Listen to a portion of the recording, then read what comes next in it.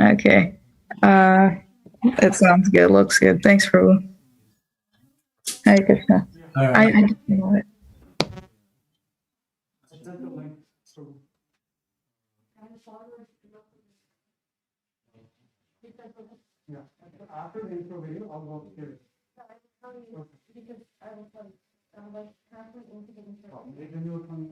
Comedy? Hare Krishna, Can Prabhu. you co-host me? Yes, 1 second.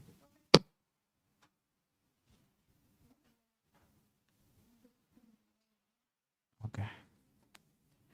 So I shared this screen. So whatever you're showing here.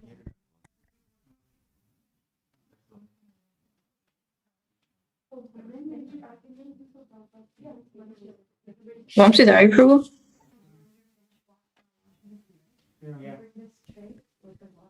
Yes, comedy. I'm gonna be sharing my screen too. That's at like 10:05. That's okay, right? Okay. Thank you for 10:05. Okay. Yeah. And then after that, I'll be sharing my After that screen also, right? again. Okay. So then I will do something. What I will do is I'll make some changes now only. Okay. Okay. Thanks, Prabhu. Hare Krishna. I will stop sharing. Then what I will do is Hare Krishna, Dina Dayal Prabhu. Hare Krishna Mataji, Dhanavad Pranam. Please, in my own obeisances. I just wanted to test the audio and video. Okay.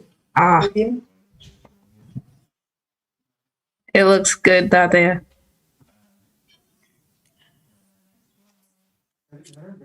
And sound is also good. Thank you.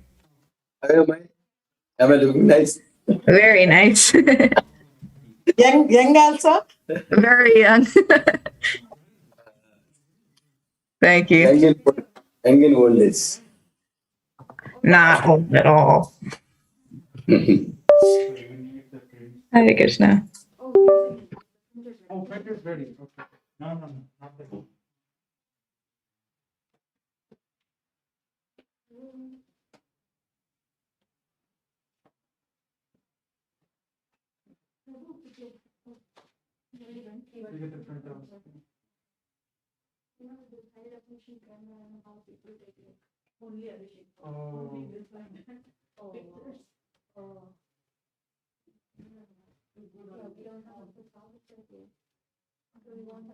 We have one last time.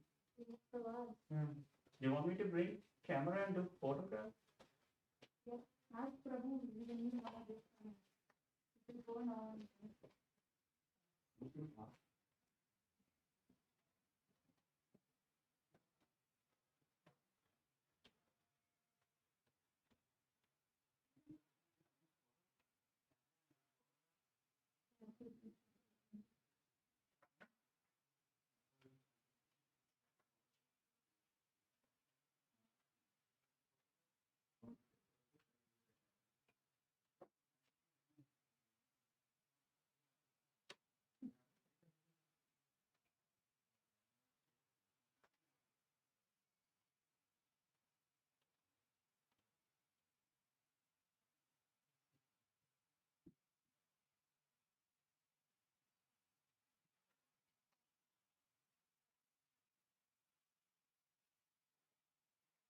Only one presentation. Yeah, more coming, but that's okay. Yeah, we have to be on, right? On the, huh? Recording. On. Otherwise, we will not looking at. Yeah. Right, we can, we can manage it. Okay.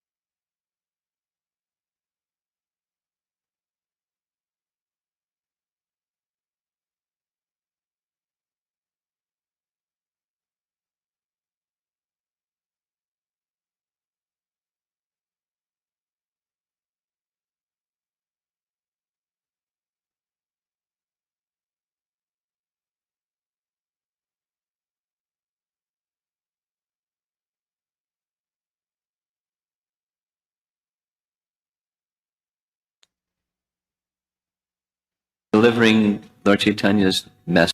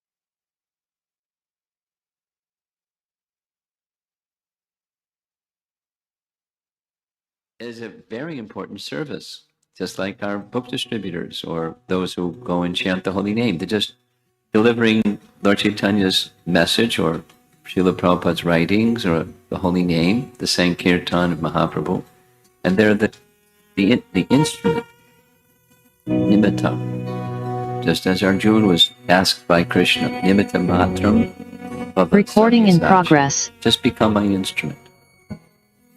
That's what Guru function is. There's some qualification that must be there, Scripture describes.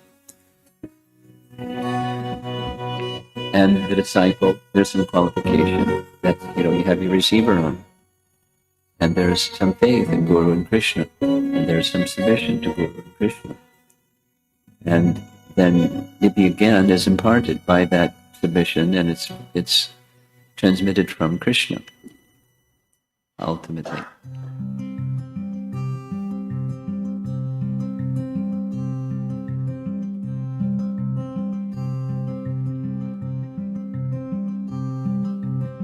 Samsara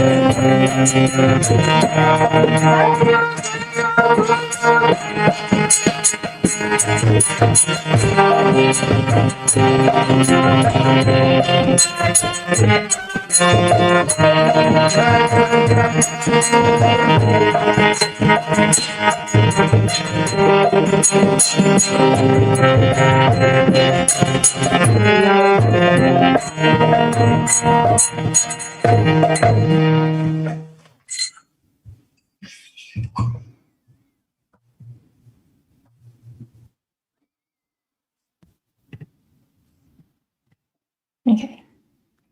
Hare Krishna, everyone.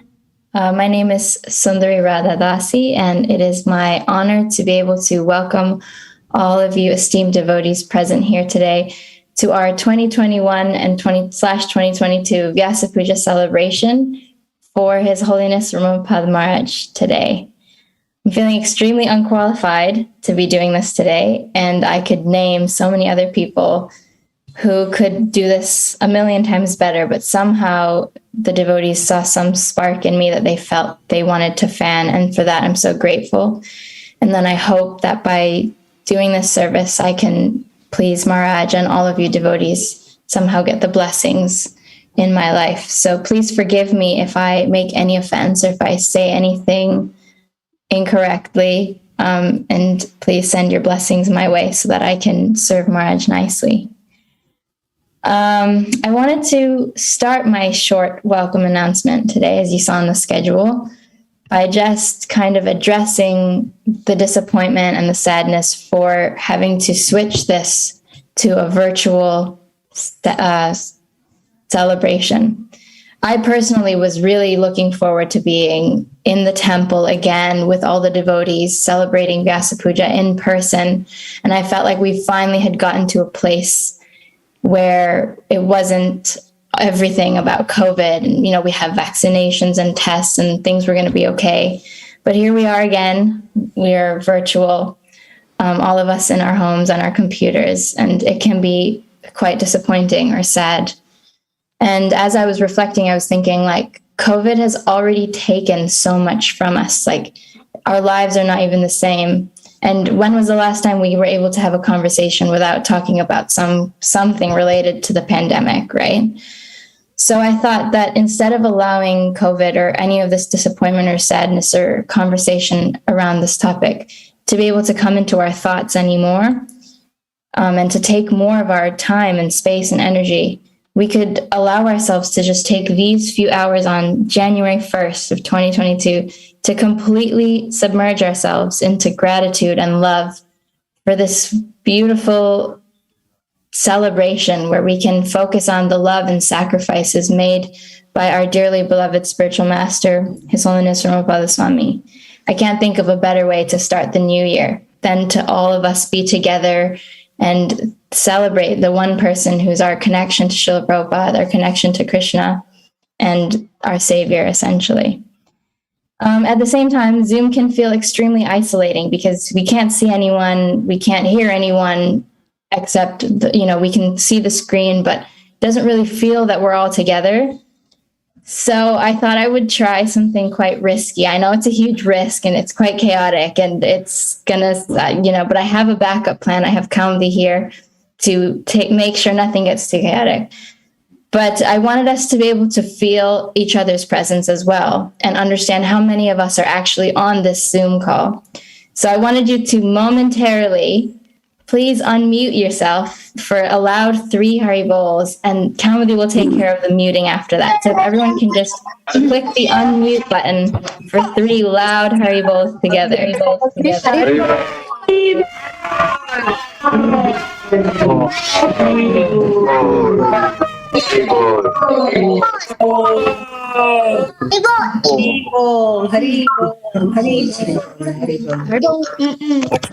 Hari Bol. Hari Bol. Okay, mute yourself. Hari Bol. Mute yourself again, please. Okay, thank you so much for doing that, because even for me, like being able to MC without seeing anyone anywhere, it's really difficult. But that made me feel so much more at ease as well, to know that all of you are there giving your blessings and hearing, and we're all together. So again, I really can't think of a better way. Like I'm so grateful that this Vyasa Puja ceremony started on January 1st as well, because it's a great way for us to just like start our new year in this wonderful mood. So I thought that before we began this ceremony, I would leave you with a short anecdote that I read in a book. It was titled A Bond of Love. It's called Srila Prabhupada and His Daughters. And it's a story of Her Grace Anada Devi Dasi. And she was sharing a memory of when she was in France, in New Mayapur. And Srila Prabhupada came up to her and said, "If Krishna has recognized you and sent you a nice spiritual master, what else do you want?" And I had to read that like a few times just to fully be able to appreciate that statement. If Krishna has recognized you and sent you a nice spiritual master, what else do you want? And so we can ask ourselves that as well. What else do we want? And what really hit me was that Krishna has sent Maraj to us. He handpicked Maraj and gave him to us. And what else do we want? So with that in our minds, I thought we could celebrate the appearance of Guru Maraj, sent to us right from Krishna. And we'll start our ceremony with Srila Prabhupada Maraj offering Guru Puja to Srila Prabhupada, and then the bathing of the lotus feet at 11 o'clock CST. So to the forces in the room, I now pass on the ceremony.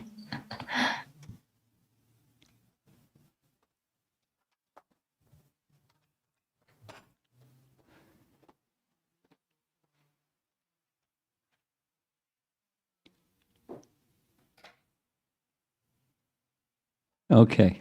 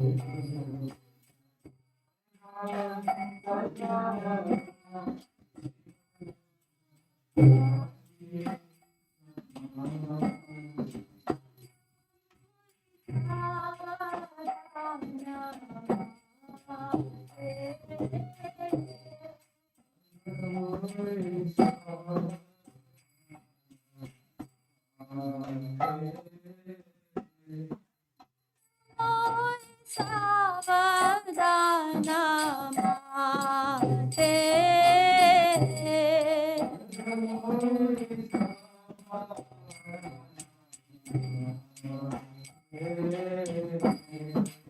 हरा प्रसादे भाई हे भव तोरिया जाय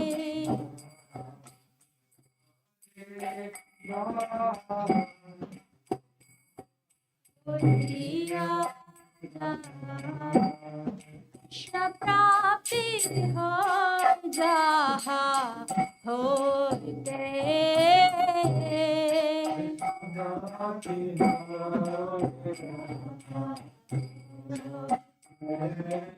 कृष्ण प्राप्ति हो जहा होते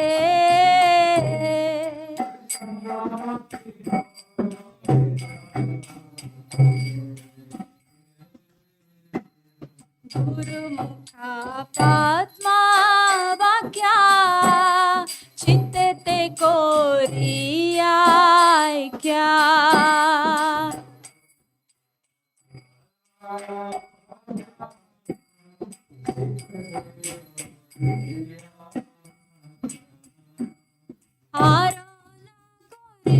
हो मने आशा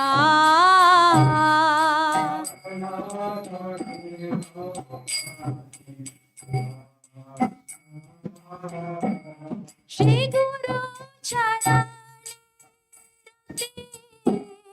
ऐसे उत्तम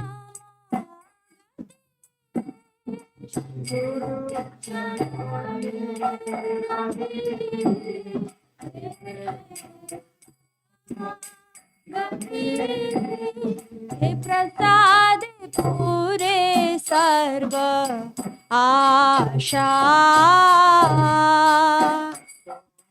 पूरे सर्व आशा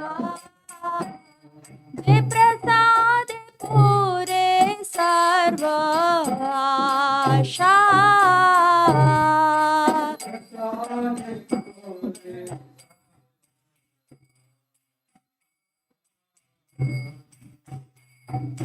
चक्षुदान दिलो जय जन्मे जन्मे प्रभु से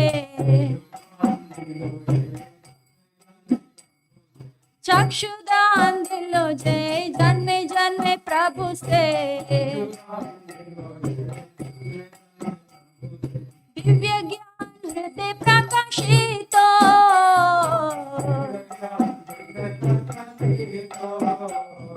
दिव्य ज्ञान हृदय प्रकाशित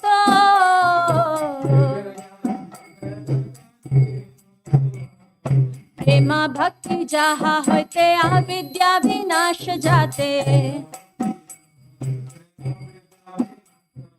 प्रेम भक्ति जहाँ होते अविद्या विनाश जाते वेदे गाय जहाँ रचरित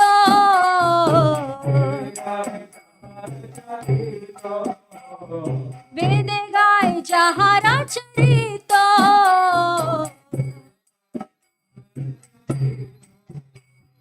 श्री गुरु करुणा सिंधु जनार बंधु श्री गुरु करुणा सिंधु बंधु लोक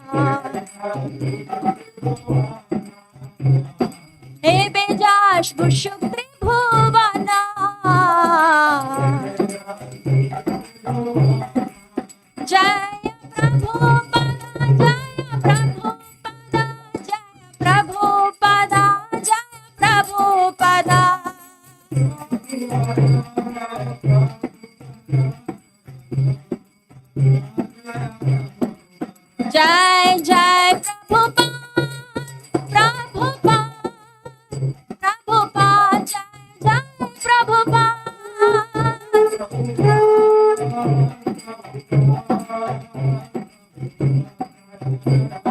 Jai Jai Prabhupada,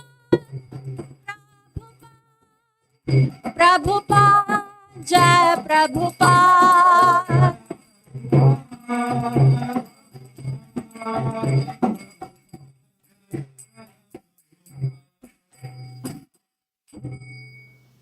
Jayom Vishnupada Paramahamsa Parivajaka Acharya Asta Tarasata Sri Maraj Divine Grace A.C. Bhaktivedanta Swami Srila Prabhupada Ki Nitya Pravishta Om Paramahamsa Parivajaka Acharya Asta Tarasata Sri Maraj Divine Grace Sri Bhakti Siddhanta Saraswati Thakur Prabhupada Ki Ananta Koti Vaishnavrinda Ki ISKCON Founder Acharya Srila Prabhupada Ki Namacharya Srila Haridas Thakur Ki Names Gaho Shri Krishna Chaitanya Prabhu Nityananda Shri Advaita Gadadhar Shri Vasadi Gaur Bhaktivinoda Ki Shri Sri Radha Krishna Gopinath Shama Kundrana Kundgiri Govardhan Ki Shri Vrindavan Dham Ki Shri Mayapur Navadvip Dham Ki Shri Jagannath Puri Dham Ki Ganga Mai Ki Yamuna Mai Ki Tulsi Devi Ki Bhakti Devi Ki Shri Harinam Sankirtan Ki Gaur Premanandi. All glories to the assembled devotees. All glories to Shri Guru and Shri Gauranga.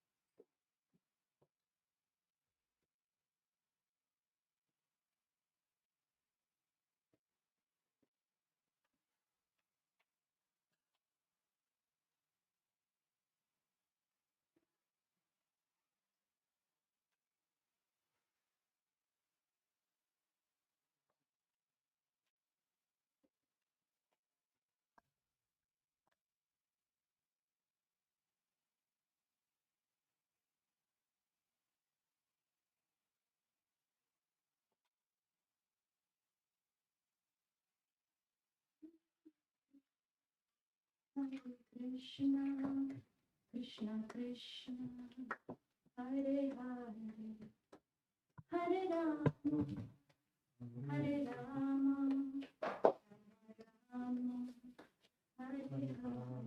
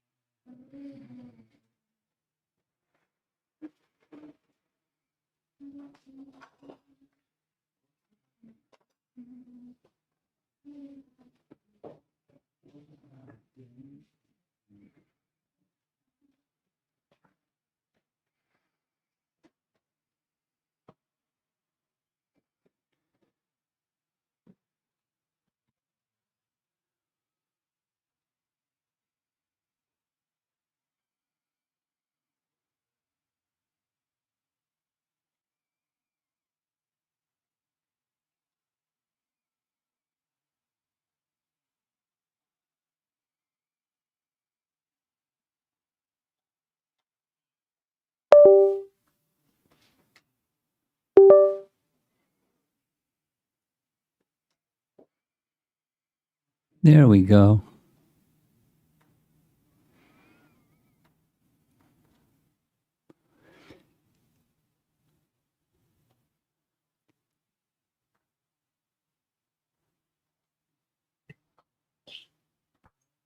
Hare Krishna.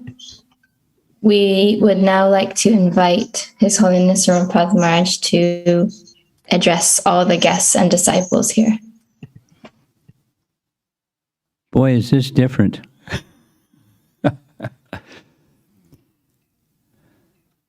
Well, one of the things that's different being all virtual is I thought to compensate for the fact that we're just hearing each other and not seeing each other, I would do one of the things I like to do anyways, which is say what I want to say with pictures, along with pictures. And here's our first picture. The first picture is a very old and most likely well-used set of Joppa beads. And this is the starting point of the topic I wanted to discuss, particularly because it's the new year, January 1st. It's not,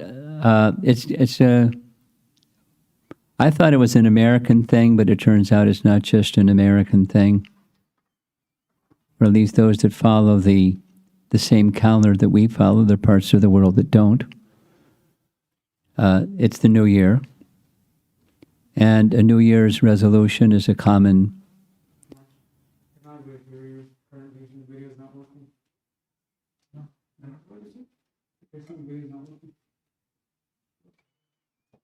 Okay, I'm going to pause out until everything's working.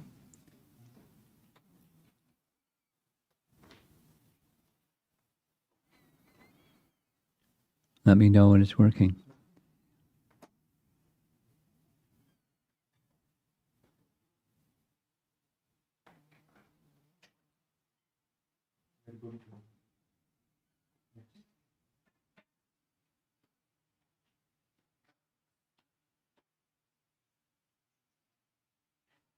Yes?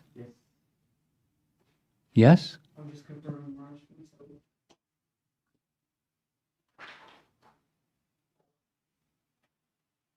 No, there's still.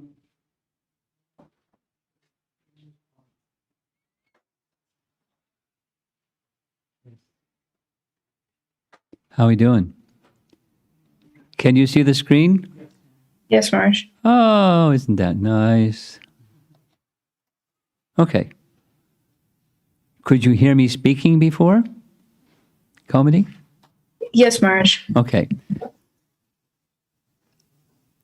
Given this, the new year, is aside from, an event, a celebration of Vyasa Puja, it's the new year, and I thought of combining the two. And I, at least for myself, now what all of you want to do is up to each of you for your New Year's picture. But in the past month, I've conducted 3 different seminars. This being a third one is on gratitude, but the 6 Goswamis, followed by humility, followed by gratitude. And Lord Chaitanya Mahaprabhu is central to all of this. And the gift that Chaitanya Mahaprabhu gave for all of us is the prime benediction for humanity at large, which is this chanting of the holy name. So I'd like to make a commitment to Krishna and to Prabhupada to work closely with the effort that's needed to strengthen the quality of chanting. There's some details, but I'll just leave it at that. Strengthen the quality of chanting. And one of the ways that I think would be very effective to connect that New Year's commitment, New Year's resolution, I guess you could say, with what we've been discussing is there's chanting with gratitude or duty and chanting with attraction or raga, and to work towards the chanting with raga. Now, I don't want to turn this into a japa retreat, but many of you have heard this nice translation or transcription of a message from Prabhupada on chanting with attraction or chanting with quality. And the description goes like this. Prabhupada was in South Africa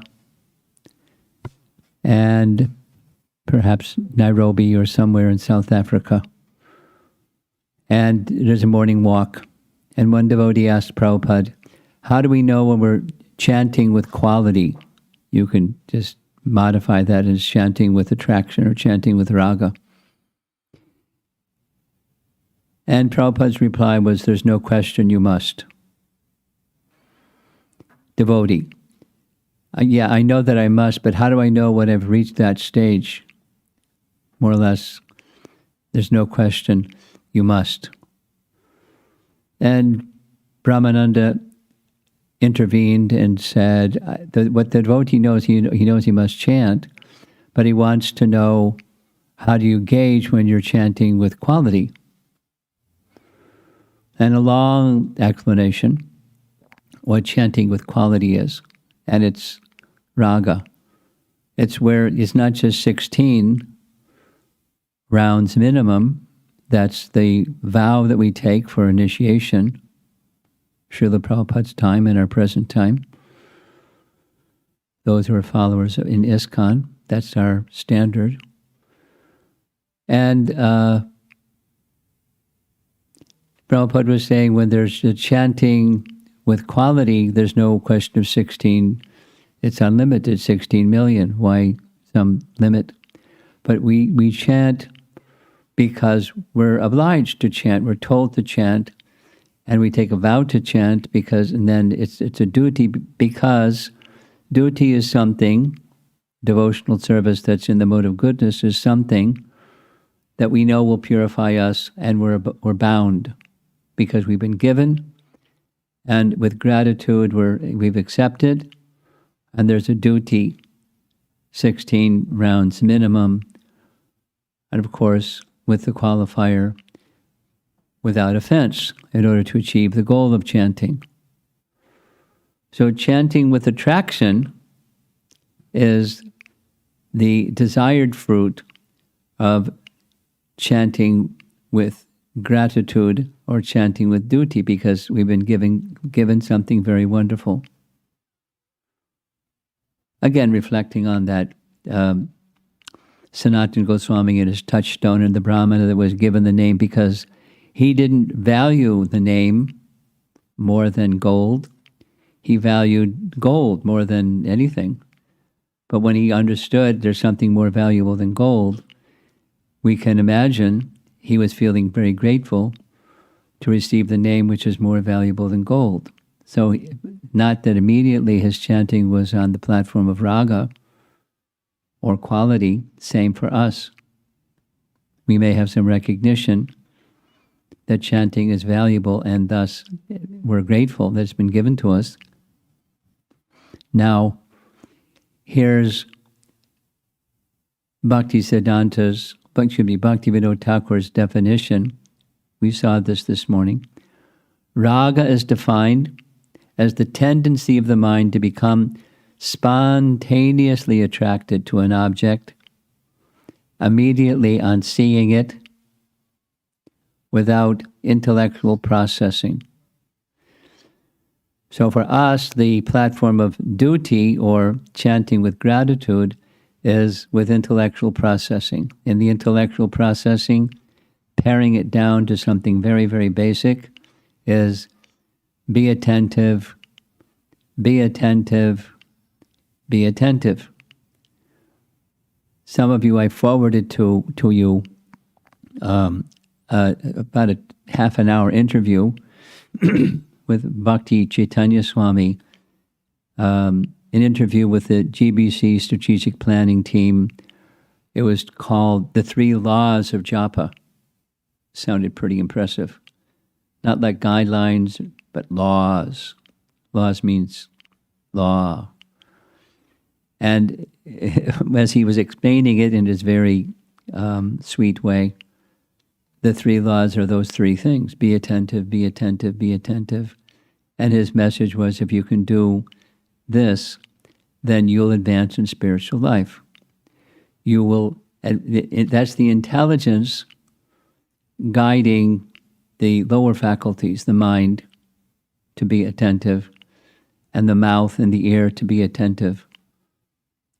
It's the intelligence guiding, intelligence processing the activity of chanting that's done out of duty. And when it's done out of duty properly, it's done with attention.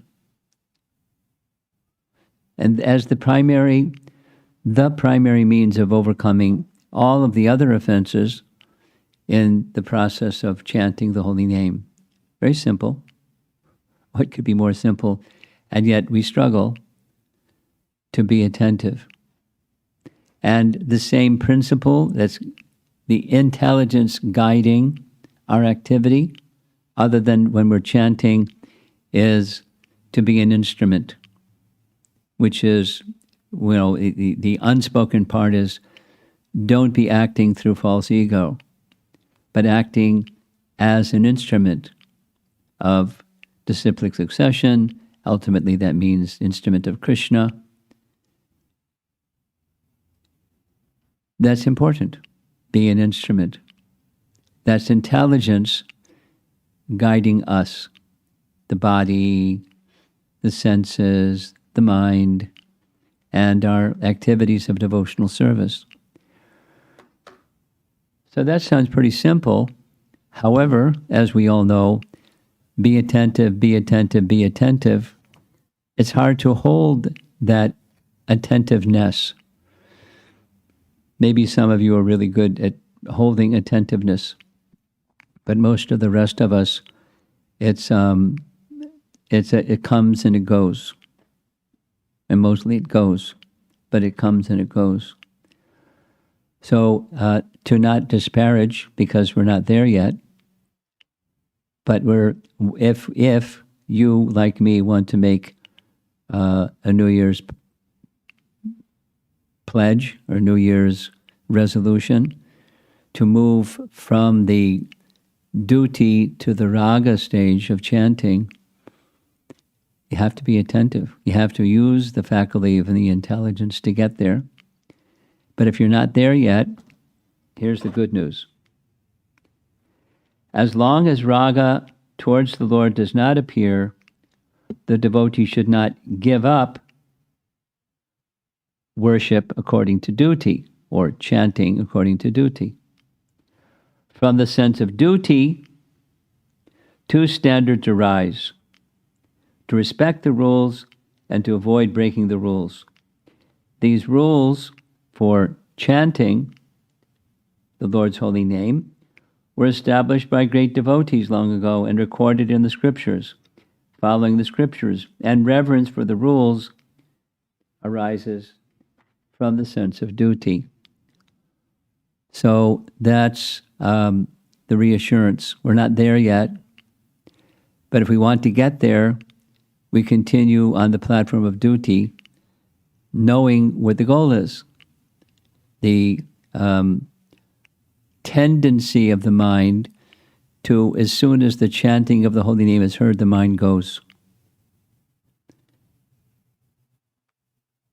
We have nice examples in the scripture,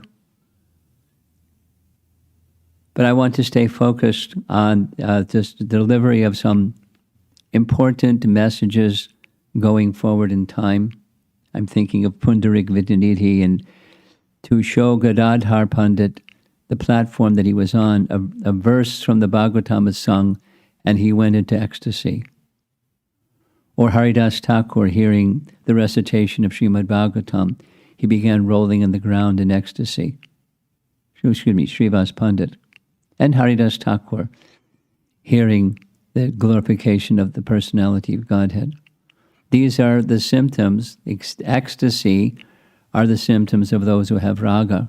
And whether ecstasy is exhibited externally or not, it's internally what's the life of the devotee. And we wish to have at least some experience of our connection with Krishna. That's the raga stage.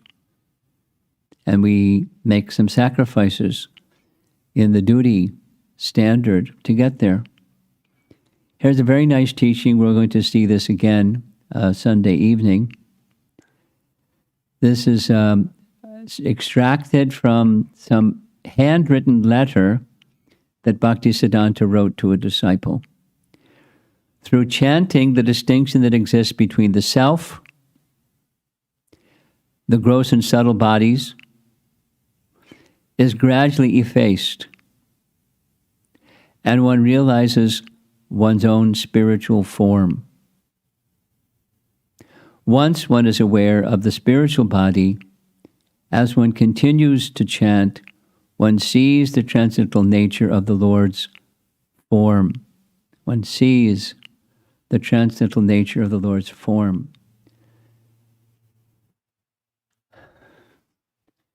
I assume he wrote this in Bengali. So I don't know what the word in Bengali is that it was translated as effaced, but I know what effaced means in English. When maybe you've seen some old coins, and coins that have rubbed against coins for a long, long time, the image on the face of the coin gets worn. You may not be able to read the date, you may not be able to distinguish who the person is, because the details of the coin have become effaced. There's probably other meanings of the word, that's the one I'm familiar with. And so there's the real self, the spiritual identity, and then there's the coverings, the gross and subtle bodies, and the gross and subtle bodies and the distinction between the two gradually becomes effaced. That is to say, one can start to understand one's true spiritual identity. And one's true spiritual form becomes revealed simply through chanting.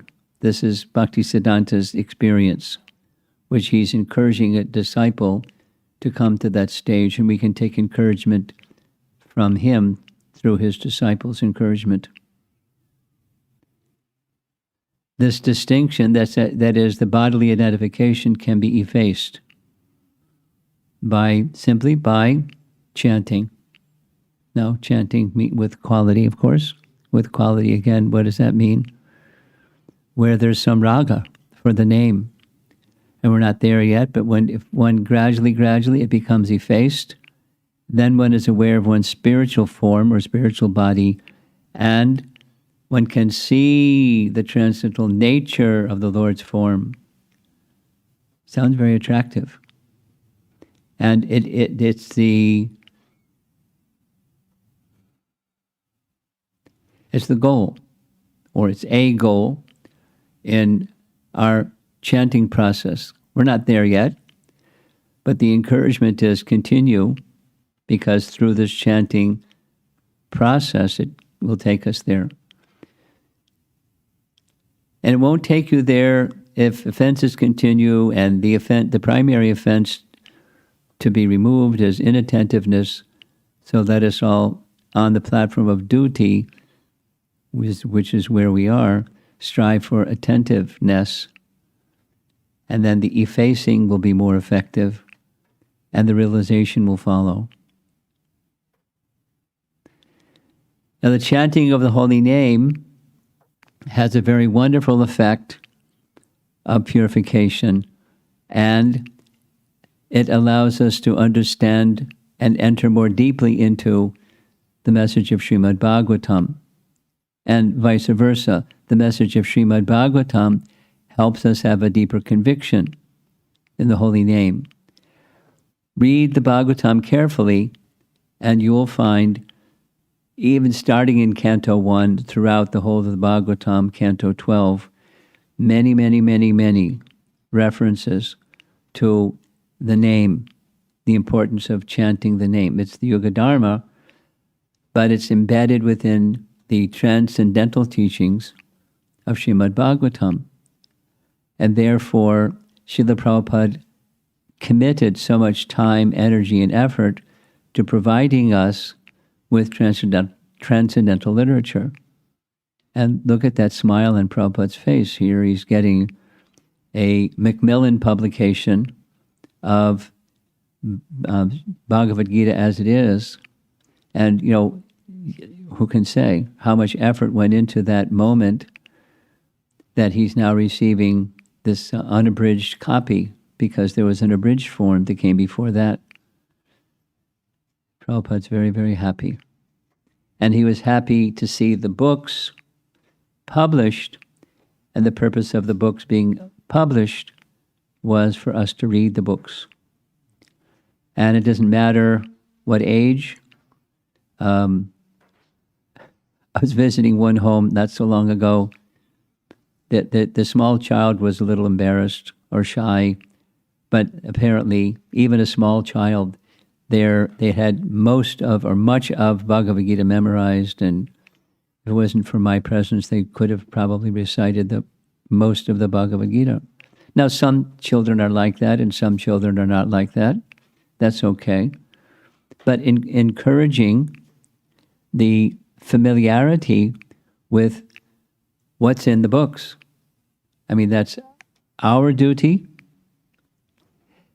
Chanting will strengthen our attraction for understanding the books. Understanding the books will strengthen our attraction for chanting. Just recently, I came across a nice commentary by Jiva Goswami on a section from Bhakti Rasamrita Sindhu. There you see the Sanskrit. Taratamyena, in different degrees. Conviction in the meanings of Shastra is called Shraddha, or faith, and once this fact is established, then we can understand the degree of advancement of a devotee in accordance or in according to their degree of faith in Shastra. Not just information and how much information you can retain in your information computer, but faith in the meanings, or conviction in the meanings of the Shastra. I'm accustomed to a different definition. That doesn't mean it's, one's right and the other is wrong.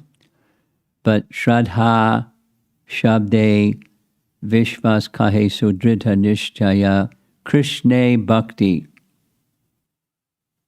Faith in Chaitanya Charitamrita is defined as confidence or conviction. There's the word conviction again. In that by achieving one thing, all other things are accomplished. Faith means the conviction that by achieving one thing, all other things are accomplished. And that one thing is Krishna Bhakti. Sarva Karma Kritahaya. All other things are achieved. So it's the primary, and following the primary are all the secondary. So the secondaries aren't zero, but they're secondary, following Krishna Bhakti. So this is a different language, but it's Shraddha, or faith, in the meanings of Shastra. Because after all, the bhakti process and understanding of the bhakti process is resting on Shastra. So we, each of us, have some work to do in our life, and that is not only read Prabhupada's books, but on the strength of faith and the conviction in the meanings of the scripture, come to the stage where we can not just speak it, but it's in our heart, and it's some realization is there. And then when you speak with that conviction, then it has more potency than if you just recite it. Now, if somebody doesn't have that deep faith that's being spoken of here, then they can still speak on behalf of the scripture, but its efficacy for us and for others who hear is our faith in the meanings. Then comes the realization. And realization comes after the reading with conviction. And it may take some time, which is perfectly okay. I'm emphasizing here, as we always do, the importance of reading Prabhupada's books. And the reason for the emphasizing the importance is it will help us become more advanced devotees, just as this text is showing.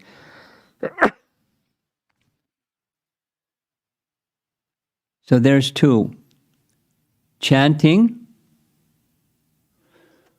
with attention. Reading Prabhupada's books with conviction in the meanings. Both are enhanced by sadhu sangha. This is the how-to answer to all how-to questions. And sadhu sangha means many things, but it's a principle. Sangha means association. And when there's association, you do with those whom you're associating with what they do. That's association. That's sadhu sangha, at least. And here's a little illustration showing one type of sadhu sangha. It's an illustration that comes from the Congregation Development Ministry. It's showing the Bhakti Vriksha example. It's also a verse, or illustrating a verse from Chaitanya Charitamrita of the Chaitanya tree, and there's principal branches. There we see Advaita, Lord Nityananda, Gadadhar, and Srivas, and sub-branches of those branches, and so on.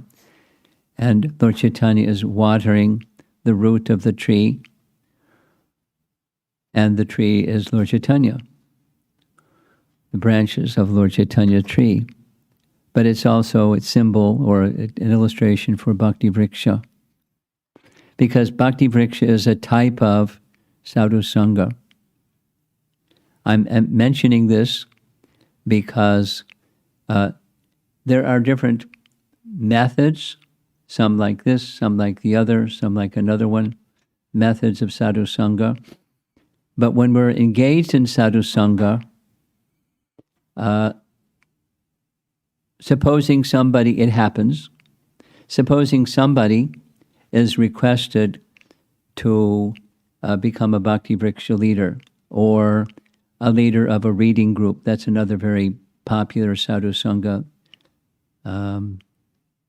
tool or modality. Reading groups. Very good. Very good. There's a risk or a warning, and the warning is, don't think of oneself as the proprietor of the group. I'll say it again. Don't think of yourself as the proprietor. This is my group and my followers or my people. Rather, a warning. See, you're being an instrument of Lord Chaitanya and Lord Chaitanya's Sankirtan movement, the congregational chanting of the name and the teachings. That's from Bhagavad Gita. You know the verse, the phrase, nimitta matram. Become a instrument. So along with be attentive is be an instrument. Caution. Beware of pride or the tendency of trying to be the controller. This is for everyone. Please beware of pride. Please beware of the idea of being a controller of others. That's not what the position of servant is. The position of servant is to being the instrument. And if you're the instrument, there's someone who's wielding the instrument. You're not the doer, you're the instrument of the doer. And the doer is the personality of Godhead, through whom the person wielding the instrument, namely yourself, is acting. Now, sadhu sangha is part of our bhakti process. And there's a nice verse that indicates, in a kind of summary way, it's not like a primary sutra for us in ISKCON, but it's I received this from Hari Parshad. He likes finding kind of interesting, not always mainstream ways of saying the same thing. But this is how realization comes. At least it's one commentator's explanation from Mahabharata. A sincere student attains a quarter of the meaning of the Vedas by passing of time. Like, Prabhupada would sometimes, I remember, when new books were published, particularly it was Nectar Devotion because it was really, really new stuff. If you don't understand, read it again. You come to a passage you don't understand, and then read it again. And if you still don't understand, read it again, and eventually you'll start to understand. So the passage of time, at least one way of taking this is like the effacing. It may take some time to be able to chant where there's taste. It may take some time to get the realization of the spirit soul distinct from the coverings of the spirit soul, and then it may take some time after that to realize the form of Krishna or experience it. May take some time, definitely take some time. But through the passage of time, the meaning is revealed. And a quarter is by staying with, doesn't say hearing from, but staying with the Guru. A quarter is his own enthusiasm. This is a Rupa Goswami, own enthusiasm means there's some reciprocation on the other end with our enthusiasm. It's not the enthusiasm generates, but it's reciprocated with by Krishna. And the fourth is by discussion of Shastra with other students. That's the Sadhu Sangha principle. Very important that we try to understand together. It's a fantastic way of expanding the Hare Krishna movement. And again, with the caution, don't think when you start to lead a reading group or a Bhakti Vriksha group that it's your property. It's your territory. It's just some service that Krishna has given you. And for some period of time, there is that opportunity for service and relationship with those people. Now, I want to move on. It's related, but some of you may have seen this illustration before. The illustration is called the Fading Acharya. And the illustration is meant to indicate a study that took about 2 years, where during Srila Prabhupada's time, things were what they were. He was everything for us, his followers. And then the next image is after Prabhupada's departure, a little more fuzzy, a little faded, a little less clear. But during this is the present period of time that we're in now, there are still a number of Prabhupada's disciples. And so through those disciples and the biographies written about Prabhupada, we get something of a picture. Our second generation devotees get something of a picture.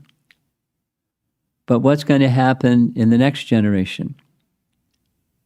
And that's like, our current devotees' children. And maybe it will become more faded. And then the next generation, more faded. And what's it going to be like through the passage of generations?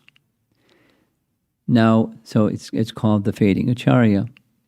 And one of the main concerns to minimize the fading tendency, because studies were done, this 2 years worth of study,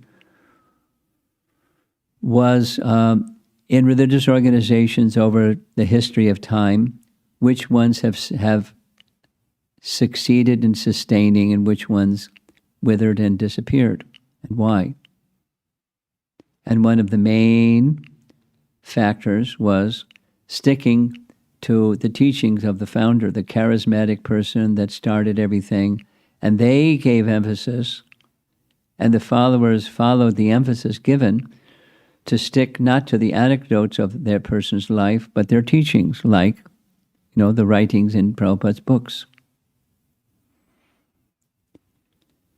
And the current generation, who I'm addressing now, from you can say a first generation disciple of Prabhupada, it's incumbent upon you, all of you, as well as me, but not just me on behalf of you, but you also, to become very familiar with Prabhupada's teachings and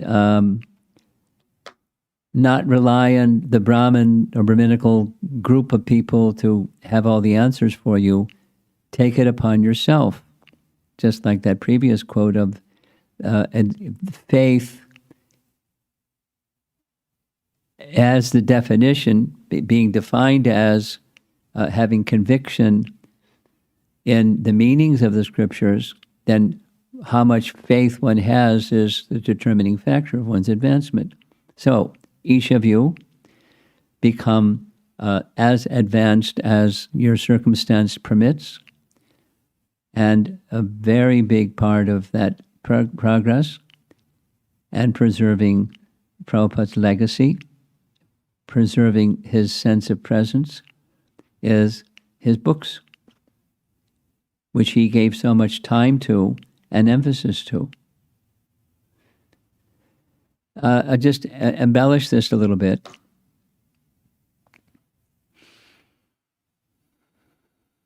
There is a group of persons, Prabhupada disciples, who are contemplating in the next 50 years, 70 years, 100 years, how would we like the followers within ISKCON to relate to Srila Prabhupada? If we could just have a crystal ball and look in their crystal ball and see what it would look like, what would it look like?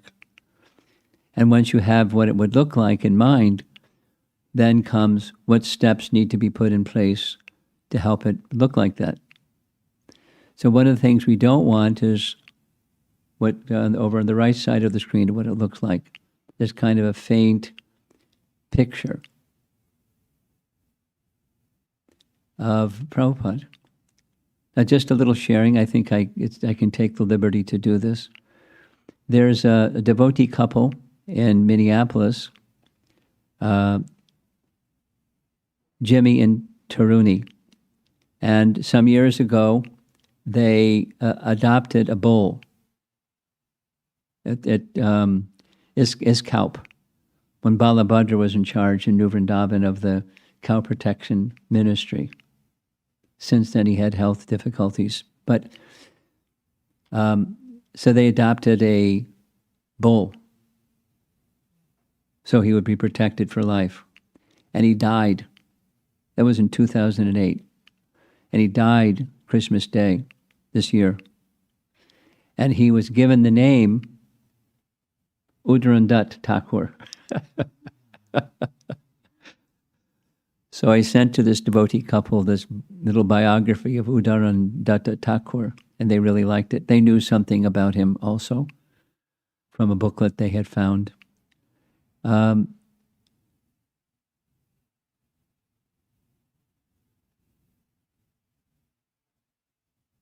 What do we know about these personalities that were associates of Chaitanya Mahaprabhu, and what was put in place so that at least there's access to an awareness of those personalities?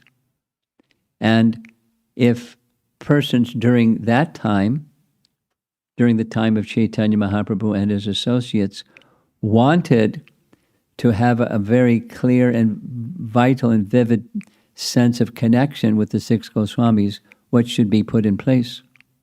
Now, some things are put in place.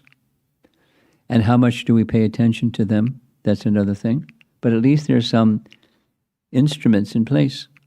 The Sadgoswami Astaka, biographies of their life, just as we did some focusing on the lives of the 6 Goswamis, etc. There's biographical information about them.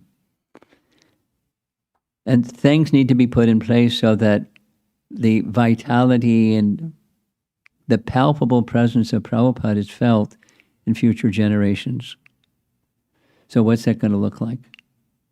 And what should be done now to see that that occurs? Minimally, so there will be more than just emphasis on reading Prabhupada's books. Some of you may know this. There's a Ministry of Education. One of the global ministries is the Ministry of Education. And one of the things they do for some period of time, 2 weeks or a month or something like that, they interview different devotees to speak something about the importance of reading Prabhupada's books. I just received an invitation because previously I was not able to, so but being asked again. And they have a collection of, I don't know how many, interviews of persons emphasizing reading Prabhupada's books. So minimally read Prabhupada's books, not just mechanically, but with the conviction that this message of Srimad Bhagavatam is not different than Krishna. The message of Srimad Bhagavatam is not different than Krishna. We know this from Padma Purana. We know this from Srimad Bhagavatam. I'll help you find that verse in Srimad Bhagavatam right now. In the discussion, we discussed a little bit about King Chitraketu. King Chitraketu. And King Chitraketu's his life previously was very attached householder, but through the association of Angira and Narada became a very elevated devotee, so much elevated that through chanting of his mantra, the Supreme Personality of Godhead came face to face with him.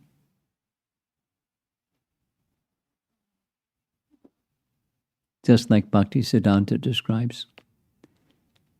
And we're going to hear the whole statement that Bhakti Siddhanta wrote on Sunday evening. So Chitraketu saw the personality of Godhead revealed himself before him.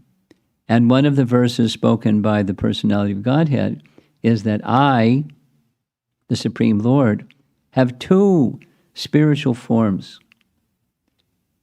One of those spiritual forms is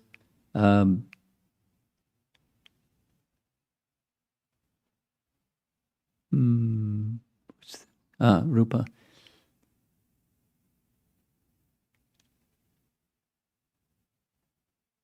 What's the Sanskrit?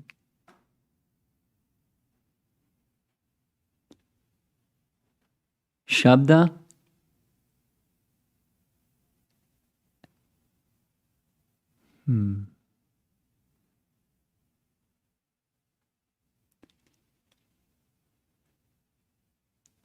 I can't recall the Sanskrit.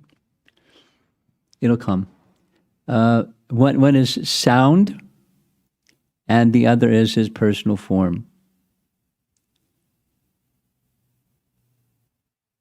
His sound form and the personal form. And they're both his forms. They're both his transcendental forms, which means Srimad Bhagavatam, this literature that we encourage people to receive and take in their home and read in reading groups and so forth, and to distribute, is the word form, Shabda, Rupa, the sound form of the Lord. And there's the spiritual form of the Lord, but not that the sound form is not spiritual. It's as spiritual as the personality of Godhead appearing before King Chitraketu and speaking to him.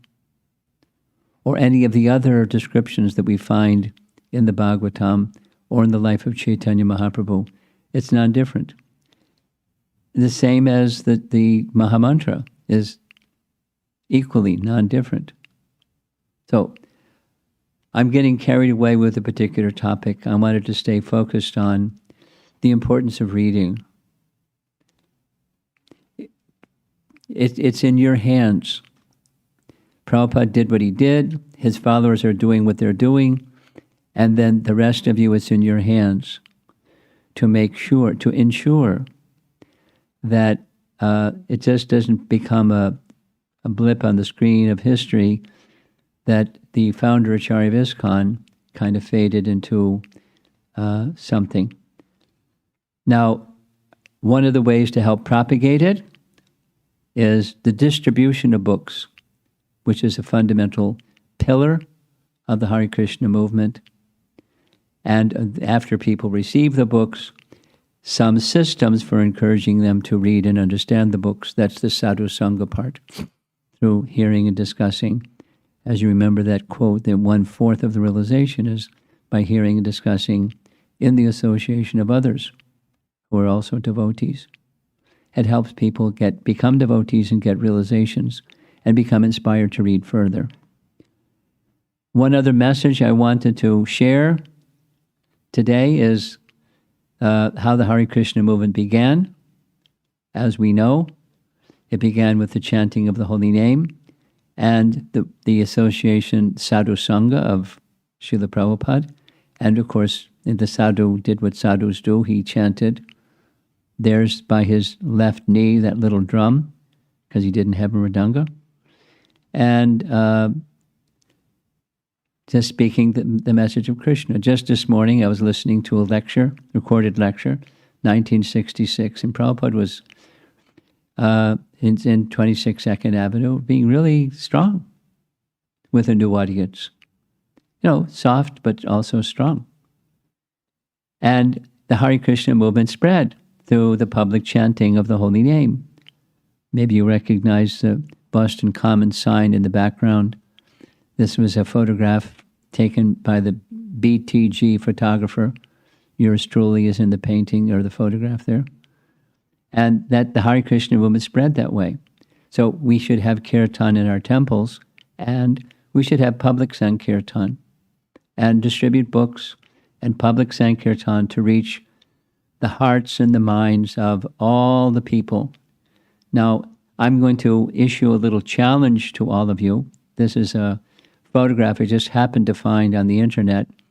It's a Muslim girl who won some national award for her grasp of Bhagavad Gita.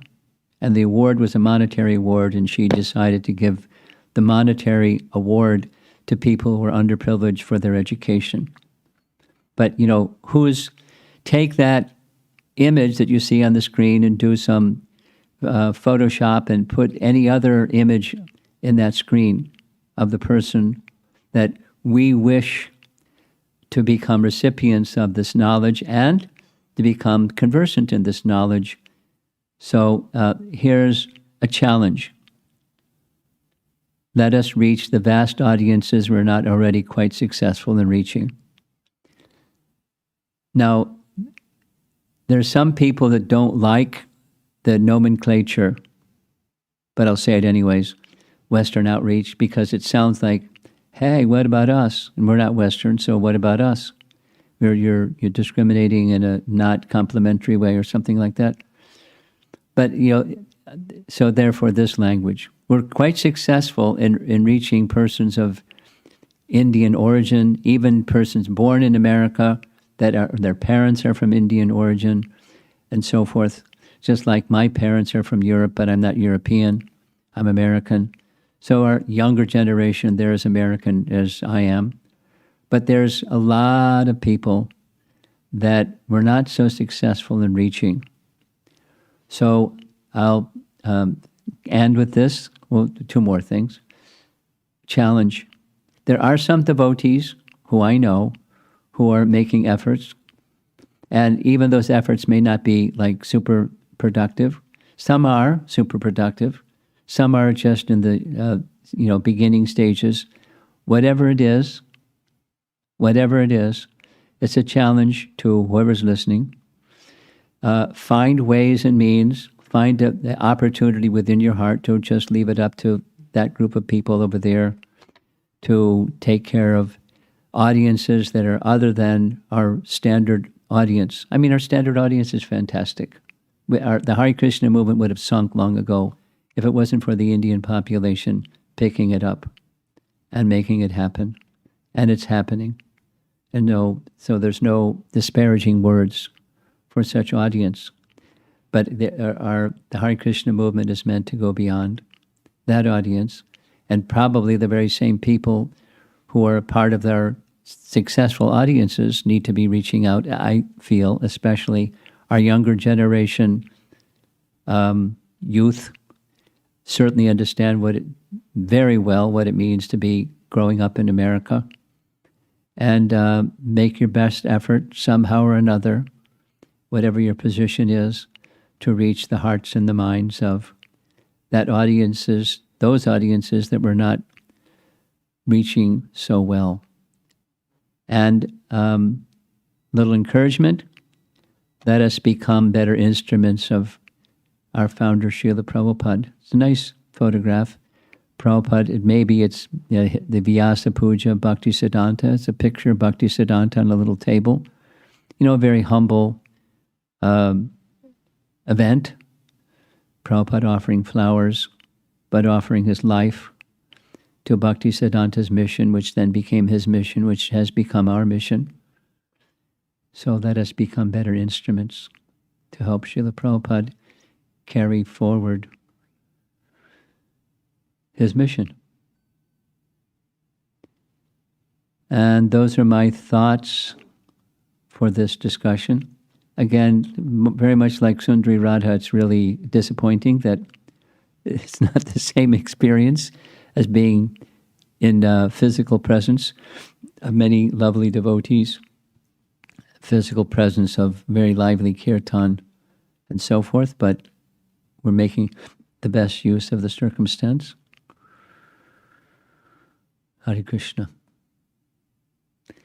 Srila Prabhupada Ki Jai.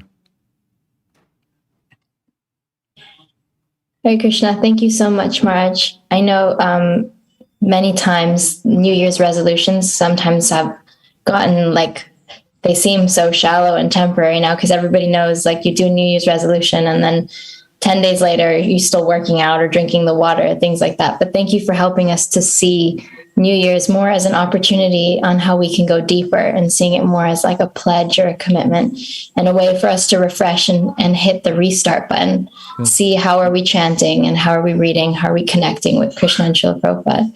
So thank you so much for that reminder on New Year's Day. Our next program is the reading of offerings to Maraj. And before we started, I just wanted to encourage, if you are reading your offering, please do turn your video on. Because from what I understand, Maraj has a screen in front of him and he can see you. So please do turn your camera on. First, we're going to be playing a video by His Holiness Bir Krishna Goswami, who's a dear godbrother of Maraj. He's a GBC, a guru, and a sannyasi who has been tirelessly serving Srila Prabhupada in numerous communities, including North Carolina, Fiji, New Orleans, and many other places. And he's well known for his dedication to studying Srila Prabhupada's books and his ability to write very nicely in his own books as well.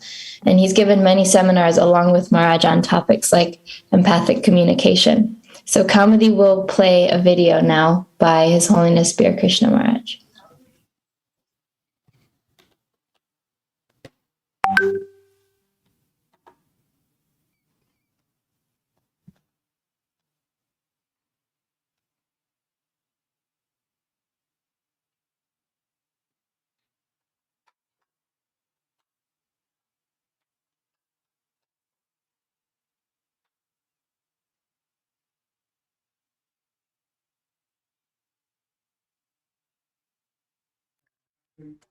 Okay, actually, we're going to take that back. Before we play Bir Krishna Maharaj's video, we're going to kindly request Maraj to read his offering to Srila Prabhupada. Okay. Okay. I got to open up the package here. Nice ribbon. Vyasa Puja book, hardcover.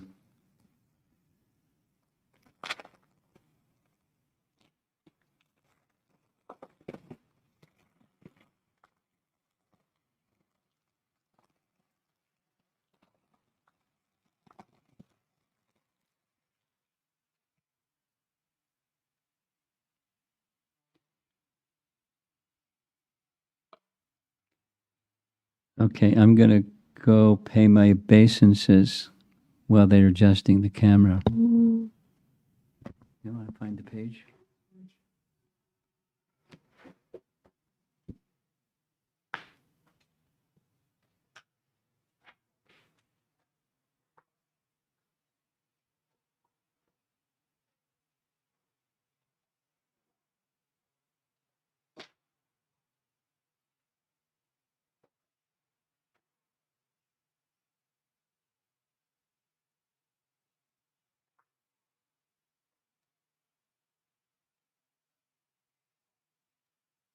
Okay.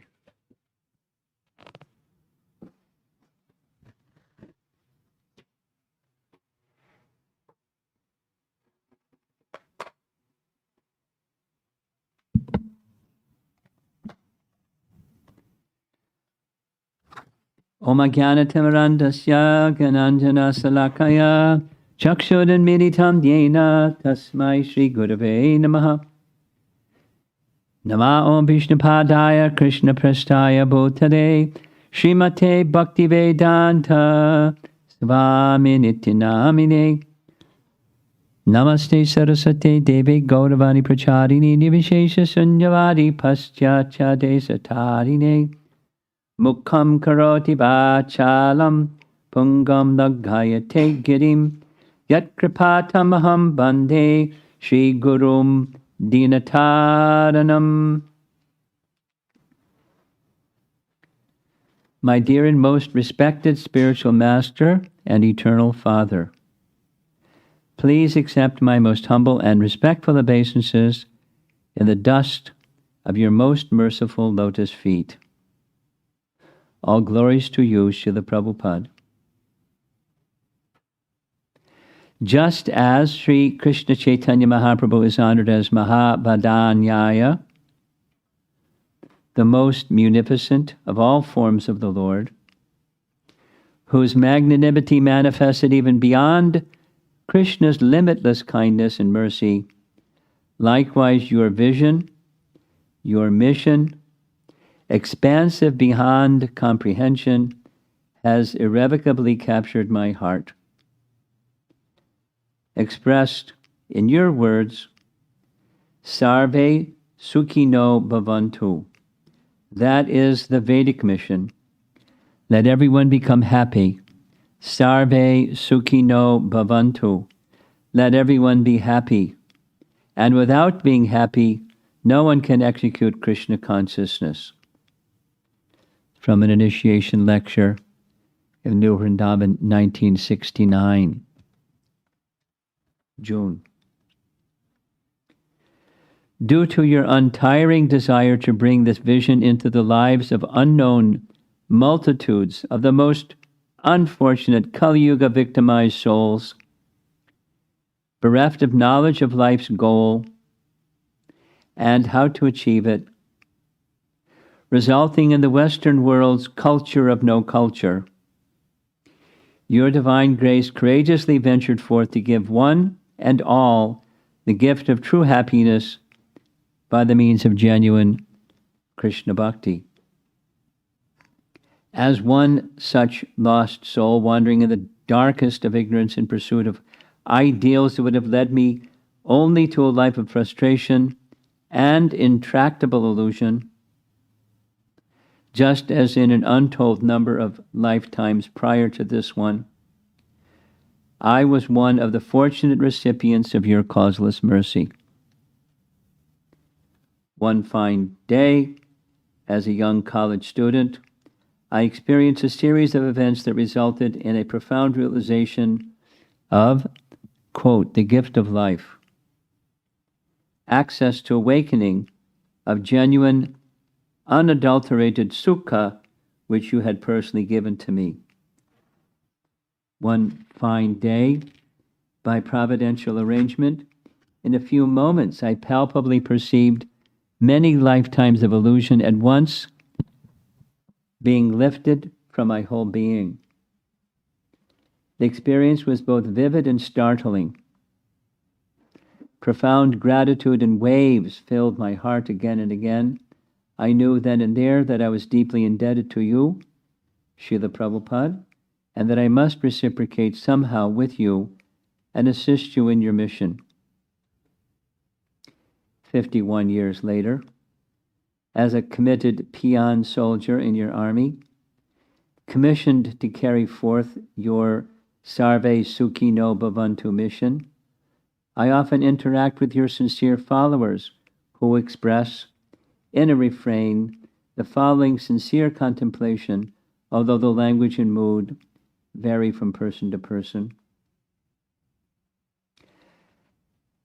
I feel a growing, this is what people sometimes say, I feel a growing yearning to go beyond the stage of mechanical performance of the vidhis of sadhana bhakti. I know what Rupa Goswami says on the topic, and I have faith in his words and in the bhakti process he has given. However, I feel I am not progressing, at least not in a palpable way, what to do. Along with invoking the essential teachings of Bhakti Rasamrita Sindhu, which disclose Rupa Goswami's shiksha on how to, quote, go further, I feel compelled to request such persons to somehow recount with their primordial deep sense of gratitude, which initially lifted them from the throes of darkness into the light of devotional life. When the heart is genuinely touched by natural gratitude, impetus to move from a non-dynamic, spiritually stagnant position then begins to flow again, naturally flowing along the Rupanuga path for those who hold dear to their hearts, those who cling tightly to Rupa Goswami's lotus feet. Srila Prabhupada, for me, you are the foremost representative of Rupa Goswami. Sarve Sukhino Bhavantu. That is the Vedic mission. Let everyone become happy. Sarve Sukhino Bhavantu. Let everyone be happy. And without being happy, nobody can execute Krishna consciousness. I am at your feet, begging for your continued mercy, with a heart filled with sincere gratitude to you. Please keep me forever and ever engaged in your service as a menial soldier in your mission. Your humble servant, Ramapad Swami. Okay. Srila Prabhupada Ki Jai. Looks like a big murti, but it's a small murti on the altar. You can't see? Oh, okay. Okay. Sundari. Hare Krishna. Thank you, Maraj. Now we'll have His Holiness Spirit Krishna Maraj's words. Hare Krishna. All glories to His Divine Grace. A.C. Bhaktivedanta Swami Srila Prabhupada, and all glories to His Divine Grace Srila Ramapad Maraj on this most glorious day of his appearance. And so on this day, I'd like to say a few things about my appreciation for my dear God brother Ramapad Maraj, and not only appreciation, but realization. And he's been a source of enthusiasm for me for many, many years. And I so deeply value his friendship and encouragement. and his example in service to Srila Prabhupada.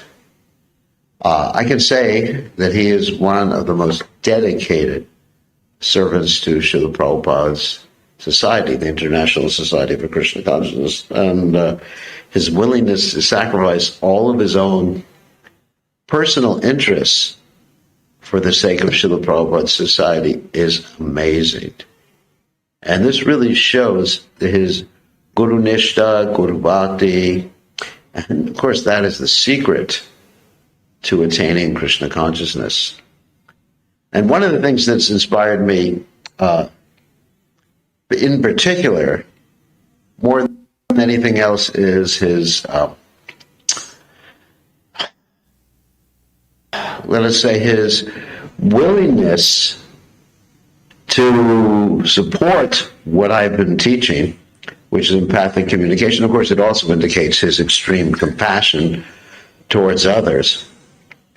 And he's one of the very, very few devotees in our leadership in ISKCON who have actually understood the need for a whole system of developing Vaishnava love, as Rupa Goswami says in the Upadeshamrita.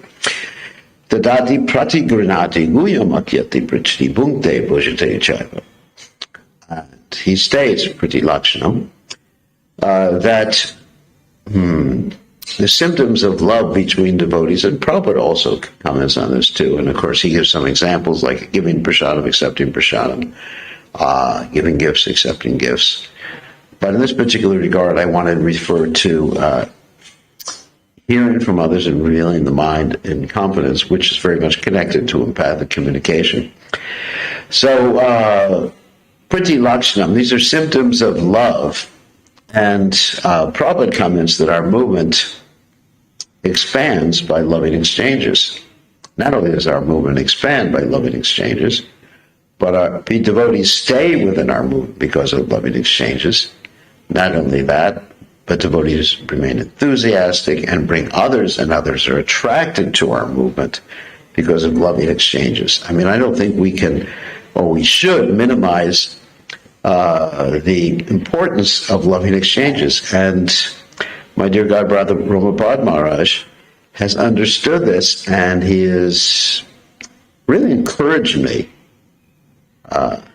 in helping propagate empathic communication. And I mean, I've never really expressed this to him so much, but on this day it's actually a good idea to express this.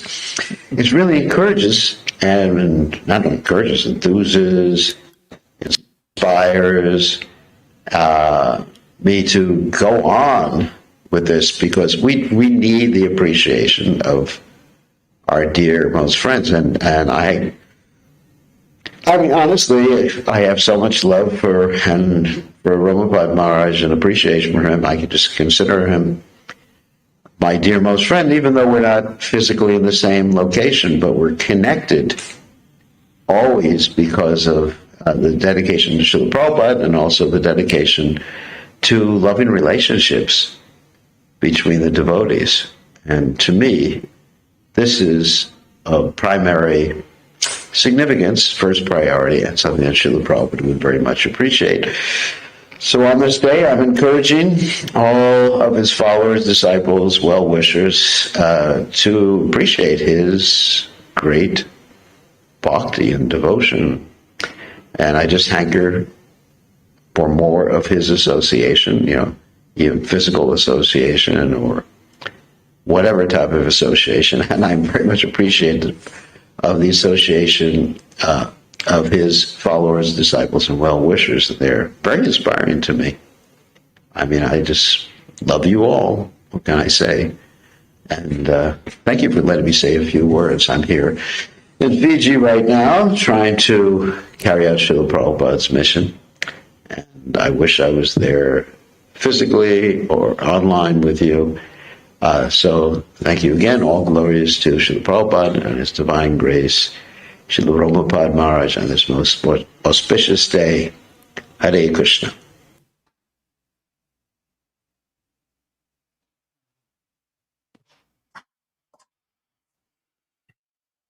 Hare Krishna. Thank you. Next, we'll have a offering by His Grace Watsal Prabhu, who's another dear godbrother of Maraj. And when we asked him for a bio, he simply said, "I'm Maraj's friend and servant." So that speaks loads of their relationship and his character and his love for Maraj and his humility. He's been serving Srila Prabhupada in the movement actively for very many years, and most recently he's been serving from the Houston, Texas community. And we're very grateful to be able to hear from him today, and his offering will be read by His Grace Yamuna Jivan Prabhu.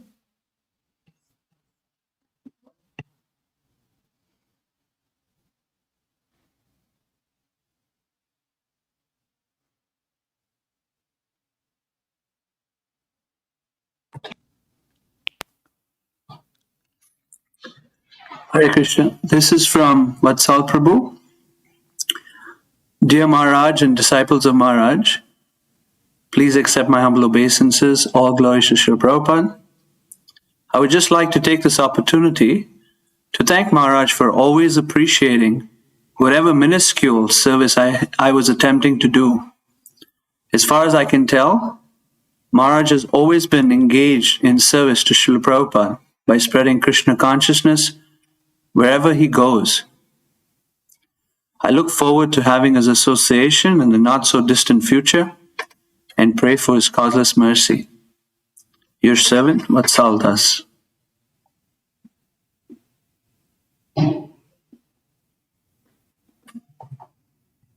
Next, we have Paramananda Prabhu, whose offering is on page 196, followed by Rishta. ओम अज्ञानतिमिरान्धस्य ज्ञानाञ्जनशलाकया चक्षुरुन्मिलितं येन तस्मै श्रीगुरुवे नमः। नमो ओम विष्णुपादाय कृष्णपृष्ठाय भूतले श्रीमते रोमपादस्वामी इति नामिने। मुखं करोति वाचलं पङ्गुं लङ्घयते गिरिं यत्कृपातम् अहं वन्दे श्रीगुरुं दीनतारणम्। My dear and most respected Guru Maharaj, Hare Krishna. Please accept my humble obeisances at the dust of your most merciful lotus feet. All glories to your divine grace and Srila Prabhupada. With all the gratitude that my stone-like heart can muster for your acceptance of me and my wife as your disciples, and for everything that I learned from you, and for all the mercy and inspiration from you, I write this Vyasa Puja offering today.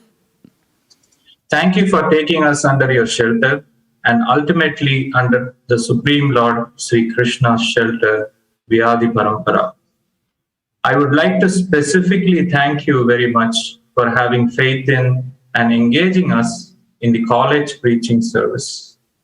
This COVID year, when the world has been reeling from severe loss of human life, 4.6 million persons dead and counting, and the associated suffering, I reflect on how someone like me, as your menial servant, should align as much as possible with Srila Prabhupada and your mission of spreading Krishna consciousness to as many persons as possible in this horrible world. This is the only way to minimize suffering in this place of no real happiness.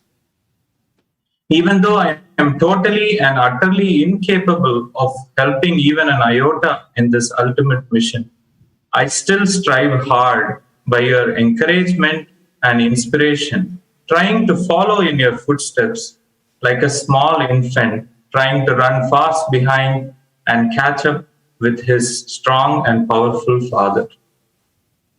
By your blessings, your direct leadership and guidance, our meager preaching efforts are bringing in a handful of new persons into ISKCON here in Singapore. Yet, there are so many out there whom we have not been able to properly impress upon the seriousness of taking up bhakti. This is all because of the lack of qualification and maturity on my part, Guru Maharaj. I will strive to improve, but it is only possible by your mercy that I will be able to bridge this gap. I sincerely seek your blessings that Atita Gamana Dasi, my wife, and I can serve to bring many persons to your lotus feet via this college outreach service. I have been very fortunate to observe how continuously and in a costless manner you have gone about the preaching services. This ahaituki apratihata standard that is given in 126 of the Srimad Bhagavatam, that you exactly follow, Maharaj, is very inspiring to me. We see you land in Singapore after a long flight, and almost immediately, not minding severe jet lag even, you are off to serve the devotees and the common people. You give lectures at the local ISKCON center here in the morning and evening, and in between you come with us to universities and home programs. You even plan such that you are present to lead the Ratha Yatra annually with Devakinanda Prabhu in Singapore. In addition, you also take time to meet with your disciples and other persons one-on-one to provide spiritual guidance. In just 4 to 5 days in Singapore, you are able to achieve so many preaching objectives and spread Lord Chaitanya's mercy liberally and widely. Just like you wrote about Srila Prabhupada, you are also the embodiment of living by the words, Sarve Sukhino Bhavantu. Let everyone be happy. Finally, I will finish with the best news for Aishwarya and I this year, which is the arrival of our first child after 9 years of marriage. Over these years, you have so graciously helped us, counseling us through disappointments, and even putting us in touch with the Ayurvedic doctors to help conceive. Now you have mercifully accepted our daughter under your spiritual wings and given her the wonderful name Malini. We sincerely pray that she will grow up to take your guidance and serve Srila Prabhupada in every way possible. Praying to Srila Prabhupada and Krishna that they keep us in your service always. Your undeserving servants, Atita Gamana Devidasi and Paramananda Das.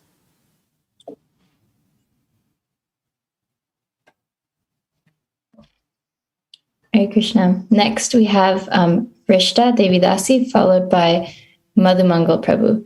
Rishta's offering is not in the book. Hare Krishna, Guru Maraj. I just wrote this offering down now, so I'm sorry I wasn't able to be in the book. Namo Vishnu Padaya Krishna Prishtaya Bhutale Srimati Romba Swaminiti Namine. Namo Vishnu Padaya Krishna Prishtaya Bhutale Srimati Bhakti Vedanta Swaminiti Namine.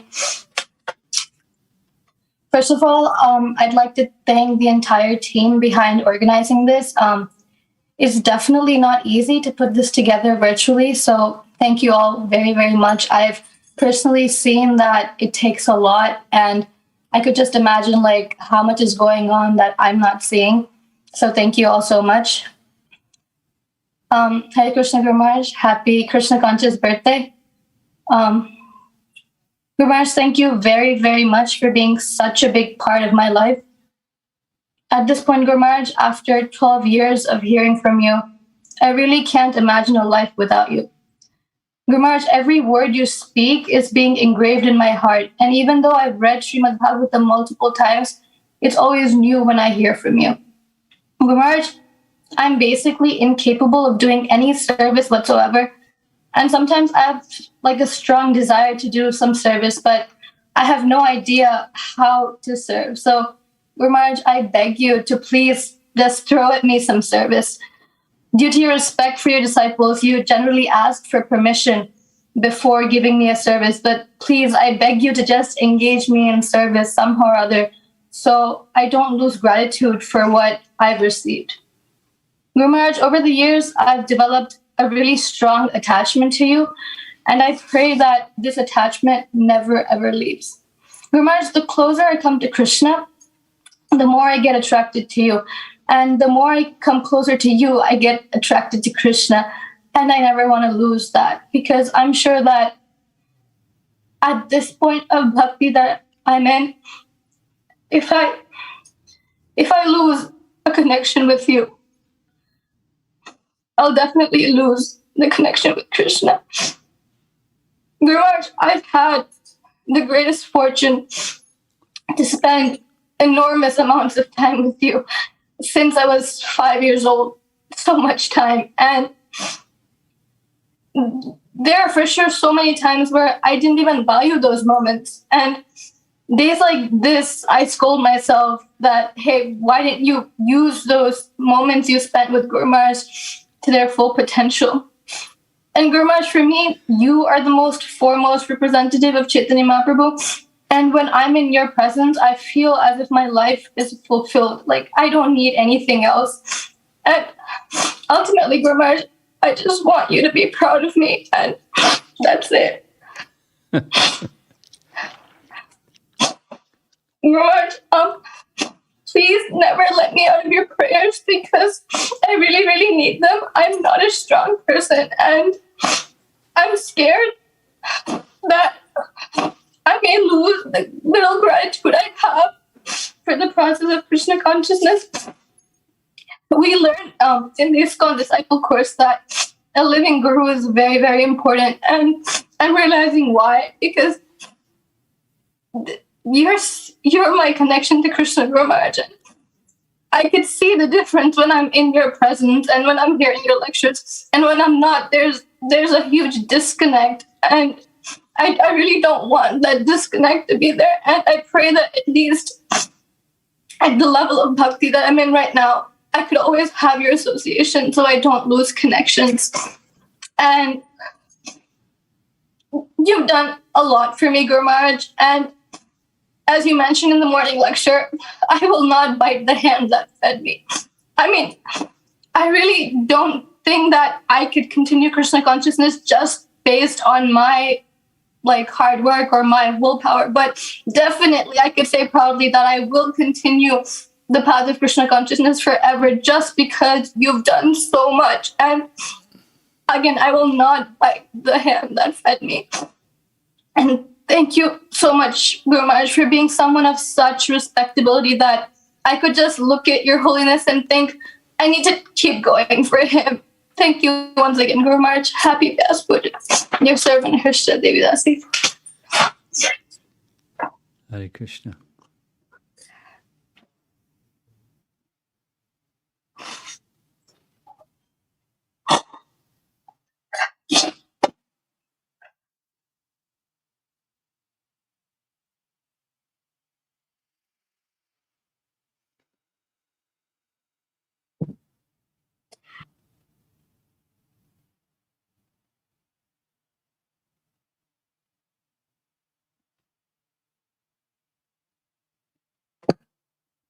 Sundari Radha is reconnecting. She's having a little technical difficulty.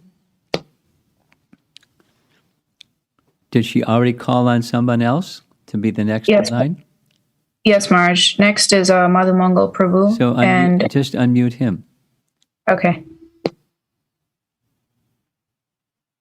Hare Krishna. Who's? Oh, okay.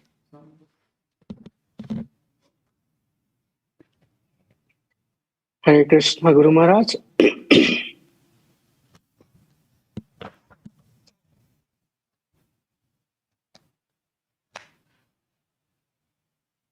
I have your offering here, Madhumangal, so I can follow along with you. Thank you, Guru Maharaj. My dear and respected Guru Maharaj, Hare Krishna, please accept my humble obeisances unto the dust of your divine lotus feet. All glories to your divine grace. All glories to Srila Prabhupada. Srimad Bhagavatam is described as the literature full of transcendental words aimed at bringing about a revolution in the impious lives of misdirected people. Tadvag visargo janatha dhaviplavo yashmin pratishlokam abhadhyavatyati namananantasya yashankitani yat shrinvanti gayanti ghananti sadhavaha. Translation. On the other hand, that literature, which is full of descriptions of the transcendental glories of the name, fame, forms, pastimes, etc., of the unlimited Supreme Lord, is a different creation full of transcendental words directed toward bringing about a revolution in the impious lives of this world's misdirected civilization. Such transcendental literatures, even though imperfectly composed, are heard, sung, and accepted by purified men who are thoroughly honest. Srimad Bhagavatam 1:5-11. To me, your divine grace fulfills the same purpose. Rooted in your own impeccable faith in the holy name and Srimad Bhagavatam, you have been introducing many misdirected and impious people like me to the path of pure devotion. Times may change, but your unwavering, strong determination to preserve and propagate the principles of bhakti based on Sri Chaitanya Mahaprabhu's teachings through your own fine example has withstood all kinds of calamities, pandemics, and crises. You study Srimad Bhagavatam, you teach Srimad Bhagavatam, you follow Srimad Bhagavatam, and you adore Srimad Bhagavatam. In the purport of Srimad Bhagavatam 6.10.8, Srila Prabhupada writes, one should join the Krishna consciousness movement following the examples of such great personalities as Sri Chaitanya Mahaprabhu, the 6 Goswamis, and before them, the great sage Dadichi. Instead of wasting one's life for temporary bodily comforts, one should always be prepared to give up one's life for better causes. After all, the body will be destroyed. Therefore, one should sacrifice it for the glory of distributing religious principles throughout the world. End quote. When Ashwini Kumaras approached Sage Dadichi for transcendental knowledge, Indra threatens him that he would cut off Dadichi's head if he teaches them. Even then, Dadichi does not hesitate to give the transcendental knowledge to the Ashwini Kumaras. Later on, the same Indra approaches Dadichi for his body so that he can make a weapon out of his bones. Without a hesitation, Dadichi agrees. In this world, it is not easy to give transcendental knowledge. It requires a great deal of personal sacrifices as well as dealing with varieties of hardships. I'm appreciative of your selfless attitude and tireless and infinite efforts aimed to bring the revolution in a person like me who is stooped in ignorance, indolence, and impiousness. Despite the downtrodden nature of my heart, through your relentless efforts, words, thoughts, and prayers, you have been guiding me to the path of devotion. In Srimad Bhagavatam 7.8.6, Prahlad Maraj prays, O my Lord, I am your unmotivated servant, and you are my eternal master. There is no need of our being anything other than the master and servant. You are naturally my master, and I am naturally your servant. We have no other relationship. I pray that I develop even a drop-sized mode of service with a grateful heart for the unlimited blessings you have been bestowing upon Premarasa, Haricharan, and me, so that hopefully one day we can render some meaningful service at your lotus feet, even for a moment. Thank you very much, your aspiring servants, Madhamangal Das, Premarasa Devidasi, and Haricharan.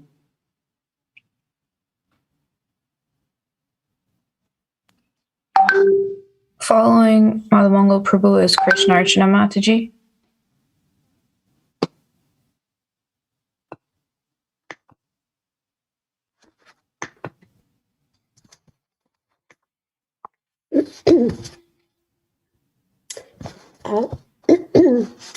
Namo Vishnu Padaya Krishna Prasthaya Bhutale Srimati Ramapada Swami Iti Namine. Namo Vishnu Padaya Krishna Prasthaya Bhutale Srimati Bhaktivedanta Swami Iti Namine.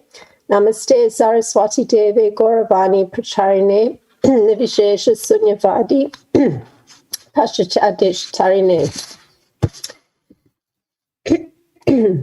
Dear Srila Ramapada Swami, Srila Prabhupada writes, Narayan Hari, the personality of Godhead, is beyond the material creation. His form and attributes are not material. The topmost transcendentalists or the liberated souls realize him by advanced experience of transcendental knowledge, and therefore they take pleasure in the discussion of the transcendental qualities of the Lord's pastimes. That's from a purport from Srimad Bhagavatam 2:17. Jairam Swami, you explain that, and this is quoting, it is the characteristic of one who is in the steady stage of pure devotion that they are not swayed by any material influence or circumstance. This was exemplified by Srila Prabhupada's life, close quote. And this was evidenced by his constant speaking on Krishna consciousness. In considering the well-researched classes that one can hear that you give morning and evening, moving from one city to another, it is interesting hearing your analysis of piecing information together. This is quoting. There is not so much information on the chronology of Krishna's pastimes, but piecing something from here and something from there. So initially, it is like information gathering, I'm commenting, but that it is not an indication of absorption in Krishna consciousness. It can lead to absorption in Krishna consciousness. I can tell you my thoughts in the morning hours before I get busy doing everything. My absorption is in Krishna's pastimes. This pastime, that is Krishna consciousness, just thinking of Krishna, his form at different stages. That is the essence of Krishna, not just man-mana. It is not just information. It should stay in relationship with Krishna so that the attitude is pleasing towards Krishna. That is the measure of evaluating our absorption in Krishna consciousness. This is from a lecture in August 2021. In reading Srila Prabhupada's words on Bhagavad Gita 9:34, Manmana Bhava Mad Bhakta Madhyaj Namaskuru, thinking of Krishna in devotional love and cultivating knowledge of Krishna continuously in this life of one who has completely dedicated his life in Krishna's service. Srila Jagannananda Pandit from Prema Vivata refers to meditation, and this is quoting Srila Jagannananda Pandit, on the pastimes of Shri Radha and Krishna in the shadowy bowers of Vrindavan day and night as the only duty of a renunciant. The echo of the teachings of Srila Prabhupada of the most confidential knowledge being practiced by you, Srila Ramapada Swami, is evidence of the dedication of your life. Srila Jagannananda Pandit Prema Vivata writes, quote, the wise devotee spends his days remembering and meditating on Lord Krishna's pastimes, close quote. One day, September 22, 2020, there is that pleasure in the discussion of the Lord's transcendental qualities, and this is yours speaking. First the cowherd boys, then the calves follow the cowherd boys.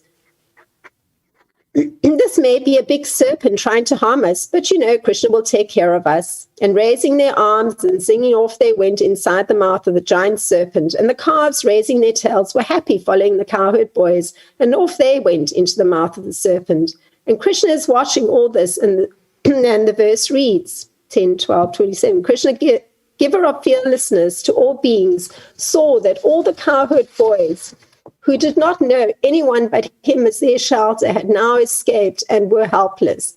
They were now suffering like straws to be burnt by the fire of the abdomen of Aghasura, who was death personified.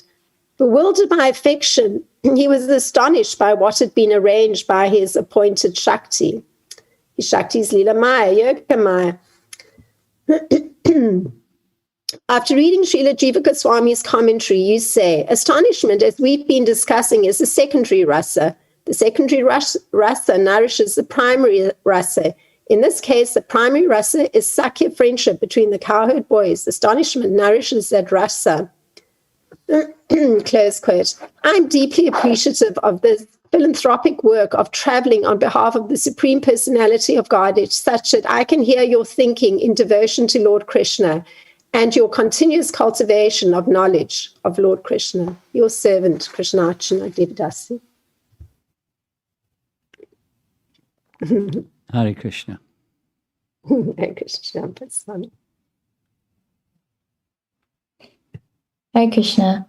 Next, we have Sundarananda Prabhu, whose offering is on page 111, followed by Sri Radhika Mataji. Hare Krishna Guru Maharaj, Namam Vishnu Padaya, Krishna Prasthaya Bhutale, Srimati Rompa Swami Namni. I offer my respectful obeisances unto His Holiness Rompa Swami Maraj. One second, sorry. I offer my respectful obeisances unto His Holiness Rompa Swami Maraj, who is very dear to Lord Krishna, having taken shelter at His lotus feet. My dear Guru Maharaj, please accept my humble obeisances. All glories to Srila Prabhupada and your divine grace.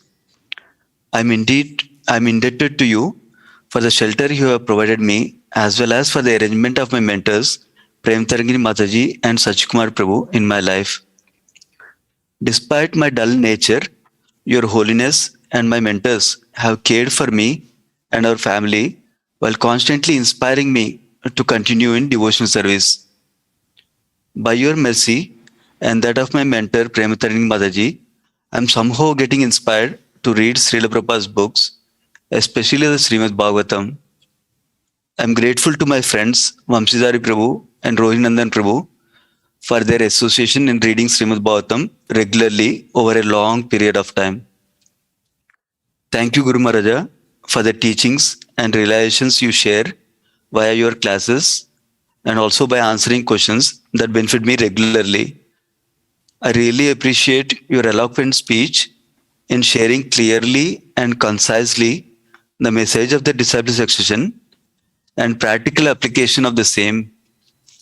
This past year, I got opportunities to read with many local devotees in groups and share what I learned from you and my mentors.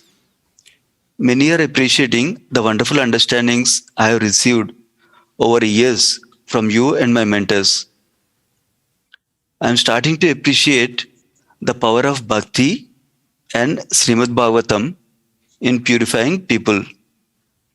I'm also starting to appreciate the value and need of reading Srila Prabhupada's books for the effective continuation of ISKCON for several generations in the future and for our own progress in spiritual life. Thank you, Guru Maharaja, for your innumerable contributions to ISKCON as an institution, as well as to so many devotees individually in different parts of the world. I appreciate your personal example of valuing time and not wasting even a moment. Your mood of service in every situation is amazing and instructive to me. On this auspicious Vyasa Puja day, I pray for your continued association and also your blessings so I can continue in bhakti while humbly serving towards Srila Prabhupada's mission to please you. Your aspiring servant, Sundaranandas. Thank you, Maraj. Pretty interesting background you got going on over there. You're off on a beach with the wind blowing and palm trees breezing and waves splashing. Very interesting background. Yeah, thank you, Maraj. I'm in Chicago. Where you are. This is just a virtual background, Maraj. I know.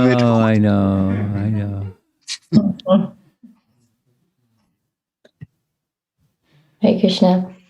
Next, we have Sri Radhika Mataji, whose offering is on page 7 in the addendum of the Vyasa Puja book, followed by Yashodanandan Prabhu.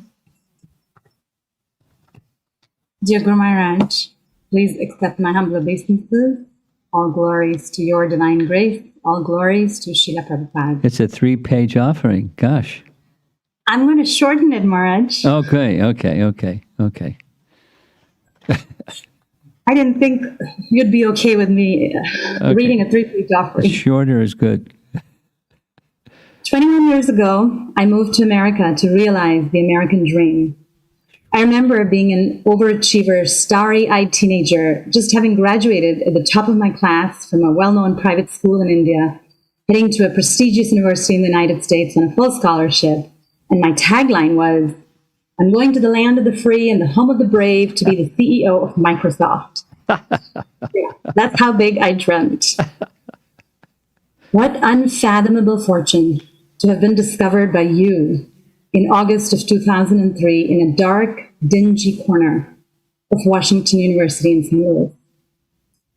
I was a completely confused soul, hurting and hollow on the inside, hustling for self-worth through achievement and productivity, carrying a 20-ton shield of perfectionism to avoid shame, trying hard to conform and fit in the American way of life, running away from my roots as fast as I could. Little did I know that my casual drop-in one fateful evening to a program by a sadhu on my college campus, which in my estimation was my check mark on my good karma list, would turn my life upside down, or shall I say the right side up. In the last 19 years, you have poured love into my soul through deep commitment, time, and energy. With you, I never have to hustle for worthiness or belonging. I belong with you, not despite, but because of my imperfections. You have provided me a sacred, safe space to grow. You have stayed with me through thick and thin, and you, Guru Maraj, are truly the reason I'm continuing on the bhakti path today. 21 years after having immigrated, I've not exactly become the CEO of Microsoft, but I consider myself richer than him because I have your shelter. I didn't know at the time that Krishna was pulling me to America to be discovered by you. If you chose what is fun, fast, or easy over an intense labor of love for your spiritual master, today, 21 years after I immigrated, I would probably be materially successful, but totally internally miserable. Thank you, Guru Maraj, for giving meaning and purpose to my life, and a safe circle of friendships with like-minded souls. This year, I hit my 40-year midlife mark. I feel like the universe is grabbing me by my shoulders and reminding me, I'm not kidding you, you're halfway to dead.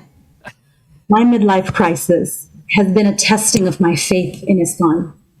This past year, when my deeply held convictions called upon me to stand in my integrity, brave the wilderness, and forge my own authentic path within ISKCON, I only found acceptance being extended to me by you. And for that, I am grateful.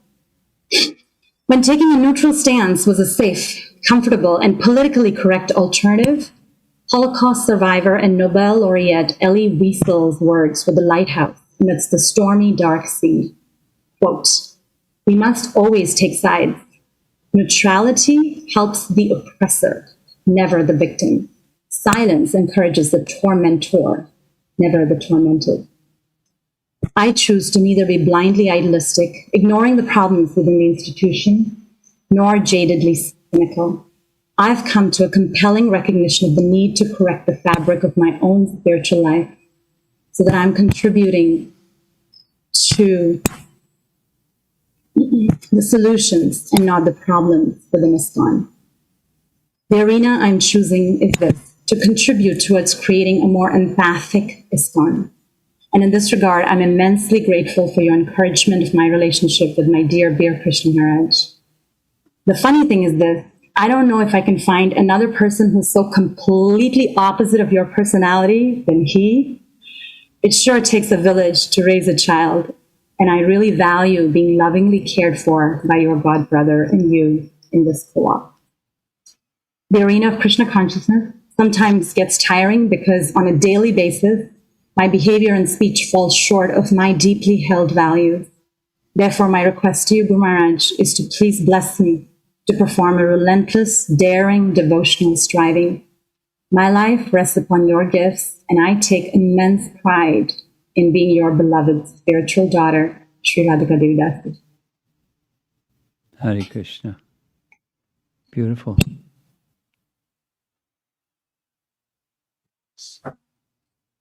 Hare Krishna. Next, we have an offering by Yashodanandan Das. His offering is on page 110, followed by Nityananda Prabhu and Himangi Mataji.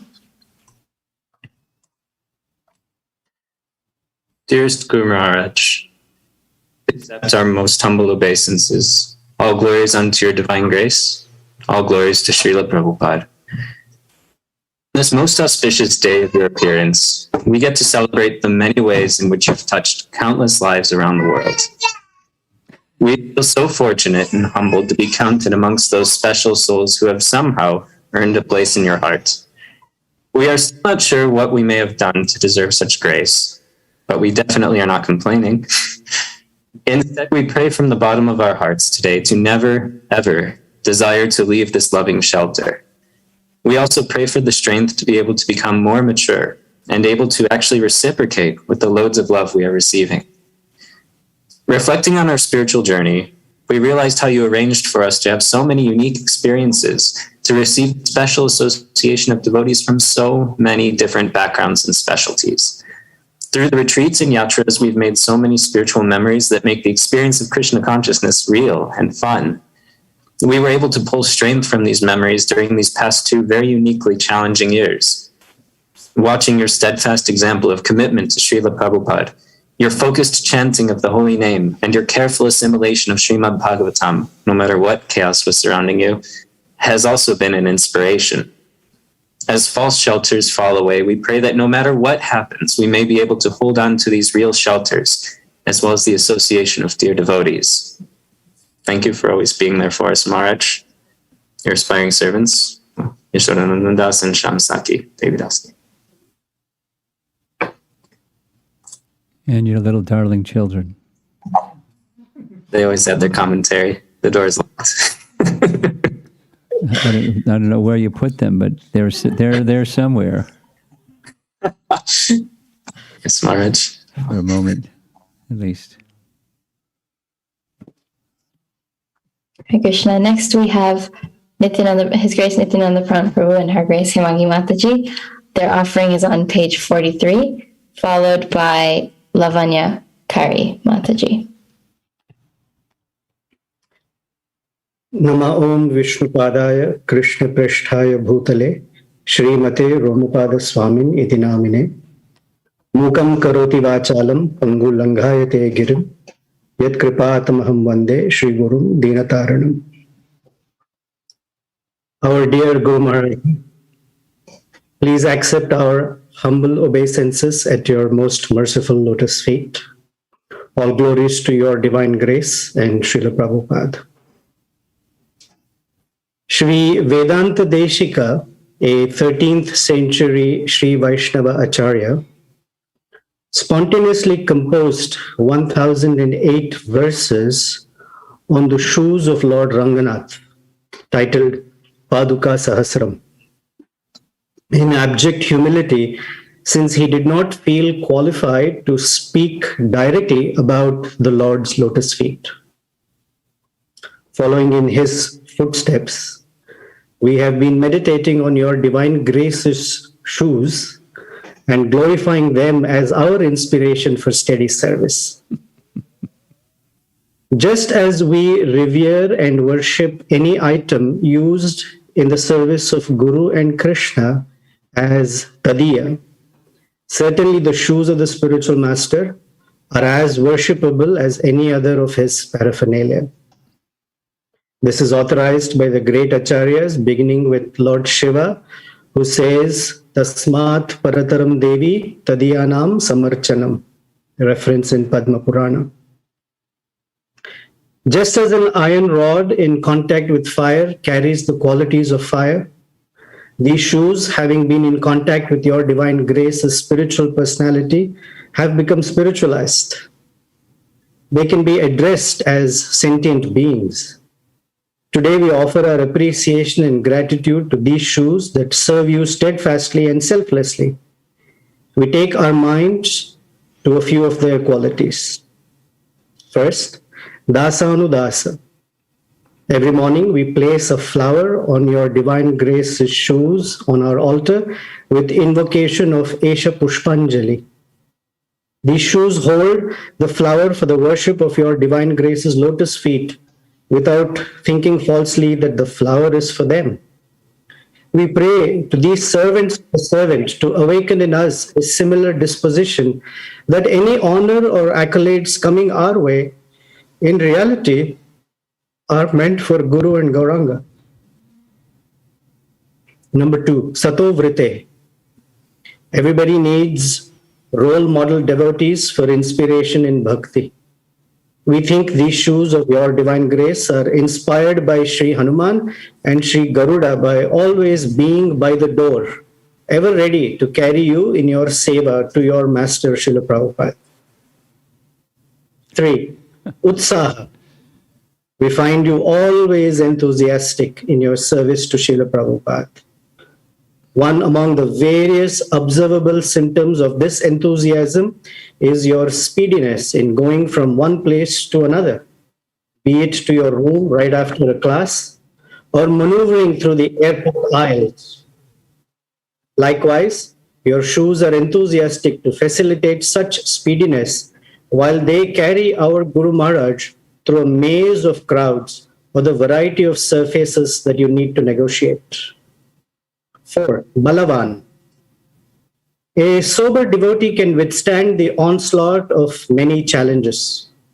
Your shoes similarly carry you as you bear your burden of love, your luggage. As a sannyasi, you literally live out of a suitcase. You carry a very heavy briefcase, a backpack, and a shoulder bag containing sacred tulsi beads. These shoes are not only safely carrying our spiritual master, but also everything he's carrying all by himself at the airport. Oh, sober pair of Birkenstocks, our spiritual master depends on you. We depend on you. Hi, Abhaya.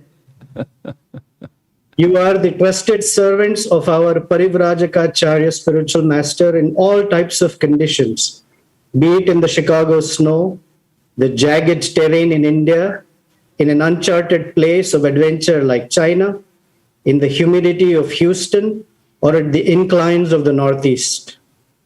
He is fearless in his service to Srila Prabhupada and Sri Radha Govinda, and so are you in assisting him. 6, Ashraya. Your divine grace is the vessel of pure bhakti. Your shoes, in turn, are the vessels that carry unimaginable and unfathomable particles of mercy. While you do not allow anyone to touch your feet, the very storehouse of these many particles of mercy that can deliver a living entity across the Viraja river, yet Sri Prahlad Maraj orders everyone to bathe themselves in these dust particles. Mahiyasham Pada Rajobhishekam. Therefore, we have no other recourse but to touch our heads to these shoes who freely distribute the dust of Shuddha Bhakti to anyone and everyone, freely without reservation. O merciful vessels of grace, you facilitate our bhakti to be free of obstacles. Shuddha Bhakta Charana Renu Bhajana Anukula. 7, Dhvaja. Just as a flag marks a building in a specific or unique way, your shoes bring our attention immediately to the special and unique personality that graces us with his presence. As we walk into any home for a program, the darshan of your shoes first at the doorway reminds us to become present and aware that a pure devotee is in our midst. Such souls are rare on this earth, and associating with them is even more rare. Tulayama lavenapi nasvargam na punarbhavam. Even now, as you're all gathered here to celebrate Vyasa Puja and enjoying the company of our dear God siblings, Guru Maharaj's shoes are outside the temple room, ready for orders on their next service assignment. May our bhakti make us genuine in expression, simple in execution, humble in heart, pleasing to you and Kishore Kishori, and helpful to others. Our aspiration is alive on the hope that your divine grace may extend your kind mercy upon us. Your servants, Nityananda Prandas, Hemangi Devidasi, and Prahlad Narasimha.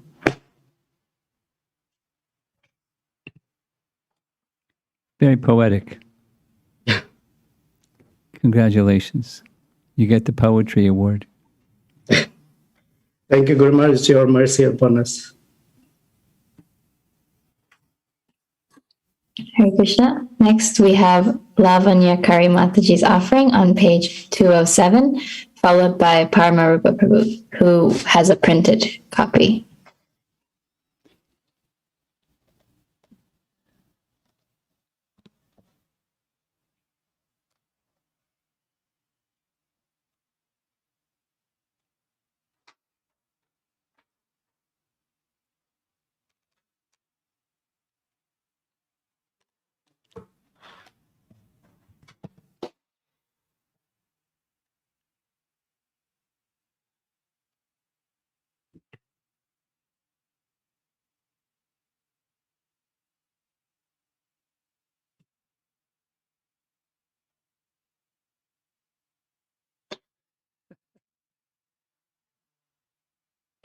We actually can't hear you, Mataji, so I think if you maybe remove the headphones, we might be able to hear you, okay? Yeah, there you go. Nama Om Vishnu Padaya Krishna Prestaya Bhutale Srimate Romapada Swami Niti Namine. I offer my respectful obeisances unto His Holiness Srila Romapada Swami Maharaj, who is very dear to Lord Krishna, having taken shelter at his lotus feet. Dear most beloved and supremely merciful spiritual master, please accept my humble obeisances at your divine lotus feet. All glories to your divine grace, who is an emblem of success in servitude to your spiritual master, His divine grace, A.C. Bhaktivedanta Swami Prabhupada. All glories to Srila Prabhupada. With all the prayers at your divine lotus feet, I humbly seek your permission for glorification of your divine grace that pleases the Supreme Lord. Your divine grace is a walking Bhagavata who lives what you teach. Your divine grace is always very joyful in Krishna consciousness. Beginning the early days in Krishna consciousness, your divine grace has been performing service to Srila Prabhupada very delightfully. Your divine grace qualities are all auspicious. One who meets your divine grace can very clearly understand how honest and truthful your divine grace is. Your divine grace glorifies the Supreme Lord and His devotees all the time. Krishna consciousness and Krishna is very far for us, and your divine grace dispels our ignorance due to association with matter by transmitting knowledge into our hearts about the Supreme Lord in an easily digestible form. Today is a day that we celebrate your divine appearance, which brought so many souls to the lotus feet of the Supreme Lord Sri Krishna. According to scriptures, the Lord is very pleased when someone comes back to Him. I am one such soul, product of your divine grace mercy. Lord Krishna says in Bhagavad Gita, 12th chapter, verses 13 to 14, one who is not envious but is a kind friend to all living entities, who does not think himself a proprietor and free from false ego, who is equal in both happiness and distress, who is tolerant, always satisfied, self-controlled, and engaged in devotion service with determination, his mind and intelligence fixed on me. Such a devotee of mine is very dear to me. Your divine grace exemplifies many qualities that are very dear to the Supreme Lord, Guru Maharaja. Dear Guru Maharaja, Lord Krishna says that approach a bona fide spiritual master, inquire from him submissively and render service unto him, and he will impart knowledge unto you. In Bhagavad Gita 4.34, the spiritual master is to be respected as good as the Supreme Lord. One should never get familiar and think that the spiritual master is an ordinary person. Even great sages cannot understand the activities of the pure devotees. Your divine association has been protecting us from becoming familiar with our mentors, with maintaining respectful attitude, 2, offenses, with attentive chanting of the holy name, 3, sense control, with mind control and becoming regulated in senses, 4, bad association, with the association of devotees always, 5, pride, envy, lust, anger, greed, and illusion, with the holy names that purifies the heart of these impurities. On this very special Vyasa Puja of your divine grace, I want to offer my prayer at your divine grace lotus feet, that I may act from this day forward to cultivate my spiritual journey further, serving the mission of Lord Chaitanya. Thank you very much, Guru Maharaj, for your divine grace mercy. Your aspiring servant, Lavanya. Hare Krishna. Hare Krishna. Next we have Paramarupa Prabhu reading his offering, and Maraj, you have a printed copy of his offering, followed by Rajabumi Mataji. Namo Om Vishnupadaya Krishna Prasthaya Bhutale Srimate Srila Prabhupada Swami Niti Namine. Dear Guru Maraj, Hare Krishna, please accept my most humble obeisances in the dust of your divine lotus feet. All glories to Srila Prabhupada. There is a well-known saying that a grateful heart is a magnet for miracles. In spiritual life, every tiny bit of gratitude in the heart is reciprocated with countless opportunities for growth and coming closer to Guru and Krishna. In Srimad Bhagavatam 11.29.6, Uddhava prays to Lord Krishna as follows: O my Lord, a devotee cannot fully repay the debt to you even by rendering devotional service for the total duration of 1000 universal creations. For you appear in two features, externally as the Acharya and internally as the Supersoul, to deliver the embodied living being by directing him how to come to you.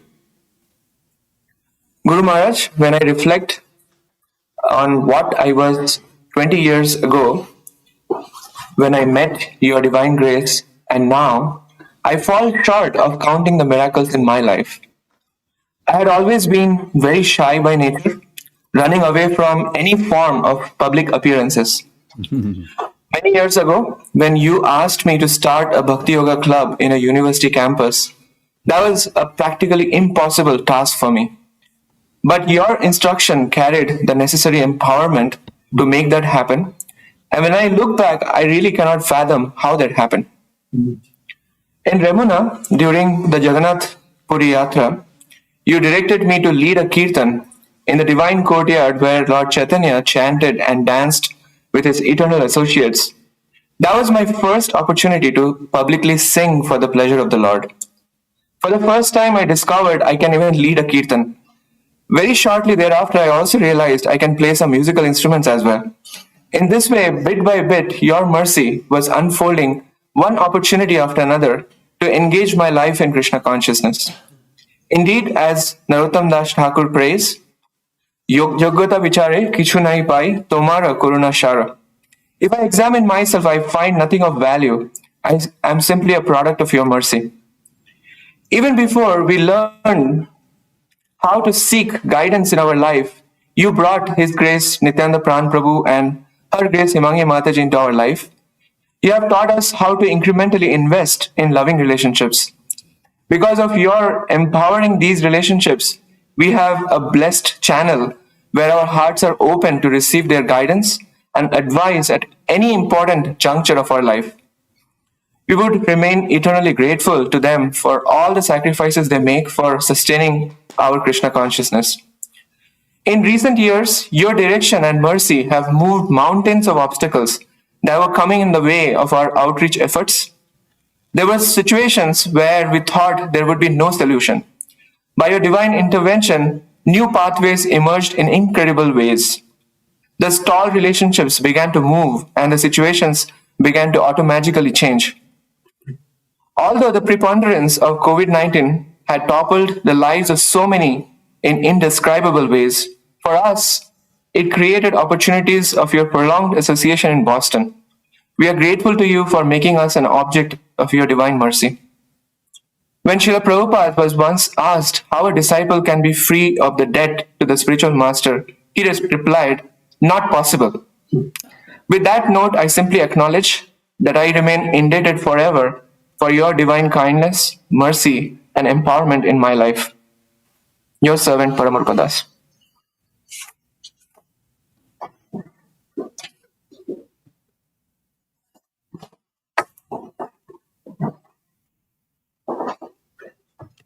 Hare Krishna.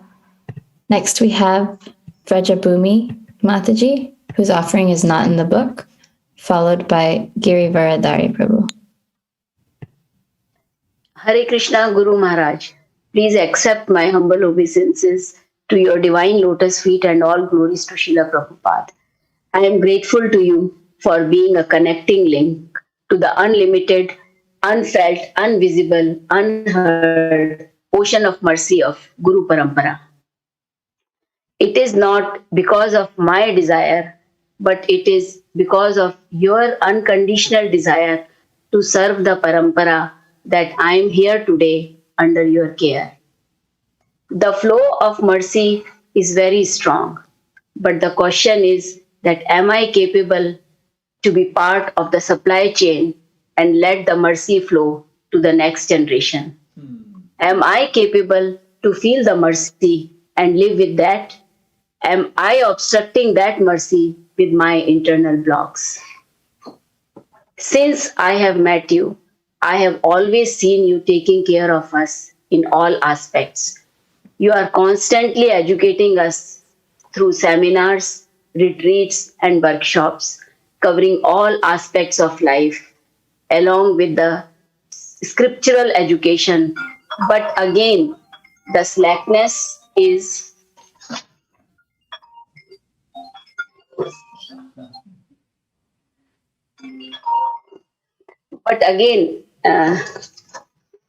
the slackness is from my side only. As Srila Prabhupada came to the West from Vrindavan and gave us a procedure how to make each country, city, town, and home Vrindavan, you have followed his footsteps very firmly. Without all these people like us would not have even a glimpse of what it is to live according to the scriptures. This year's Vyasa Puja retreat, especially your lectures and gratitude exercises, have left a strong impression on my heart, and I will keep trying to write gratitude journal throughout the year. Having a strong faith in your instructions, I am sure this single goal is going to transform my life. I wish there was a barometer to gauge the progress. So my goals for the coming year would be maintain a gratitude journal, and second one is to cultivate more honesty in my expression. Honesty gives me a lot of strength. Seeking your blessings to accomplish these two goals. Yours in service, Rajabumi. Very nice. Hare Krishna. Next, we have Girivaradari Prabhu's offering on page 181, followed by Amara Mataji. We're going until noon, is that right? Yes, Maraj. 1:30 or 1:30. Yeah. What? We're going to be reading these things until when? 20 minutes? Kavadi, can you confirm? Because I'm in EST time. Oh, that's 1:30, I think. Yeah. Or yes, 1:30. That's a little much. I mean, I don't know how others are feeling about all of this, but let's reduce the time somehow. Yes, Maraj. Krishna Guru Maraj, please accept my humble obeisances. All glories to Prabhupada Swami Maharaj and Srila Prabhupada. Our Guru Maharaj, an ocean of mercy, Karunamurti and Daya Parethi. Om Ajnanati Mirandasya Jnananjana Shalakaya Chakshurunmelitam Yena Tasmai Shri Guruvai Namaha. Hare Krishna Guru Maharaj, please accept my humble obeisances at your lotus feet. Please accept your humble servant's offering on this auspicious day. Our Guru Maharaj is already glorified. He does not need glorification, certainly not our glorification. To make our life auspicious, we glorify Him. All ingredients used for this preparation of this offering are pure, as they are provided by merciful devotees around the world. I am just an instrument to assemble these ingredients, present to Guru Maharaj. Please bless this offering as a tulsi leaf, then he will accept it. Helping us to stand on our vows, we have promised Maharaj during our initiation to read Srila Prabhupada books and follow his teachings. He is very kind and merciful to help us in fulfilling our promise. He reads Prabhupada books for us, whether we hear or not, or understand or not. He reads them every morning. If we miss in the morning, we can get a chance to hear in the evening. If we miss both the times, he provides access to his sound energy, instructions, blessings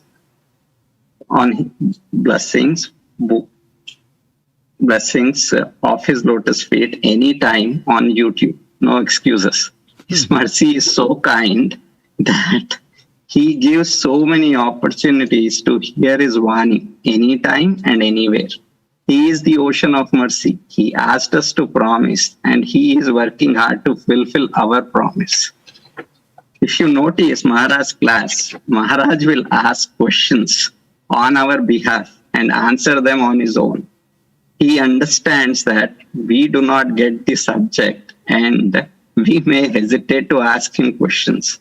His another mercy is in academic class, after class is over, teacher asks questions to check if students learned anything. Here Maharaj is so kind that he takes questions from disciples and showers his mercy. And in the COVID and devotee association, due to pandemic, there was a lot of challenges in associating with devotees. Maraj has opened a new way to connect with devotees using YouTube, Facebook, and Zoom. This time, he opened his heart beyond local and gave access to his entire family, including national and international devotees. Compassion. In his compassion on fallen jivas to make us hear Krishna Katha or Krishna's name one or the other way. Why he wants us to listen to Krishna Katha? Parikshit Maharaj got liberated just hearing Krishna Katha for a week. Ajamila got an opportunity of liberation just listening Lord's name unconsciously once. In Ramayana, Sampati got his wings just listening to Ramanama and got service to the Lord. I am seeking mercy from all merciful devotees to join me to beg mercy of Srila Prabhupada, our Acharya, Lord Sri Krishna, and Srimati Radharani to bless our Acharya Deva for his health and mercy such that his Vani resounds in our ears each and every moment. Acharya Deva is a Paduka of the Lord, disciplic succession, and Srila Prabhupada. Paduka, according to Paduka Sahasranam, written by Sri Vedanta Desika, from Sri Vaishnava Acharya, Lord's Paduka is more powerful than Lord himself.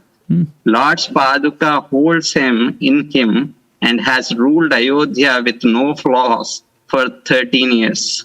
As a most insignificant mortal soul, on behalf of devotees, we are seeking shelter dust of our Acharya Deva's lotus feet. In Ramayana, we have seen power of dust of lotus feet of the Lord.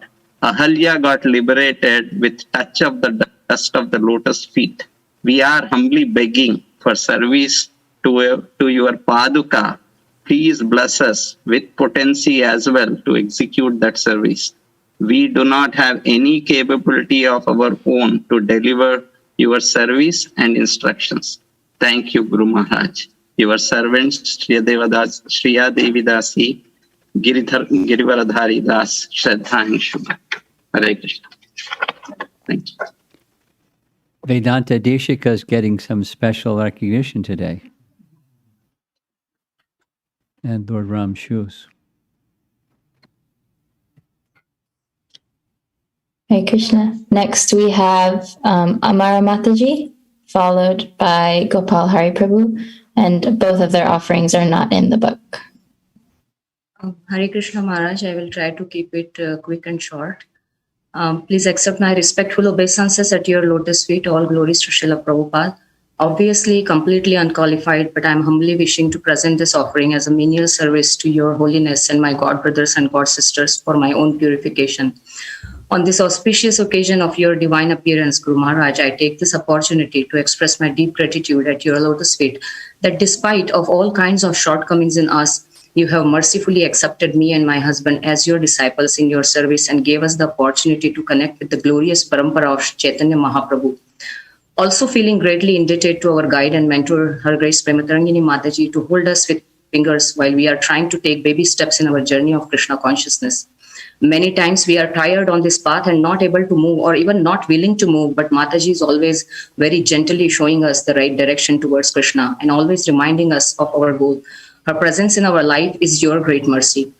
I express my sincere gratitude to our God brothers and God sisters who are bestowed with glorious, unique qualities by Krishna and from whom we learn how to engage those qualities in service to Vaishnavas for pleasure of Guru and Krishna.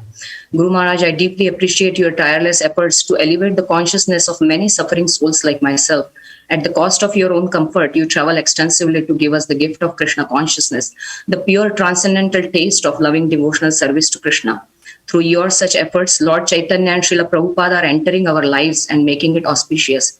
Few years ago in Puri Yatra videos, I saw one Mataji from China was practically in tears to hear the pastime of Lord Chaitanya when he lived in Gambhira in a very small cage-like room. She was so moved to realize the Lord's sacrifice.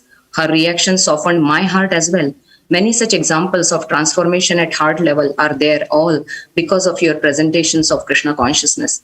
It takes complete involvement, deep research, and many hours of daily study to prepare such heart-moving presentations with ample scriptural references, simple analogies, anecdotes, Srila Prabhupada's pastimes, historical references, videos, quotes, and many more powerful resources to help us get one step closer to Krishna.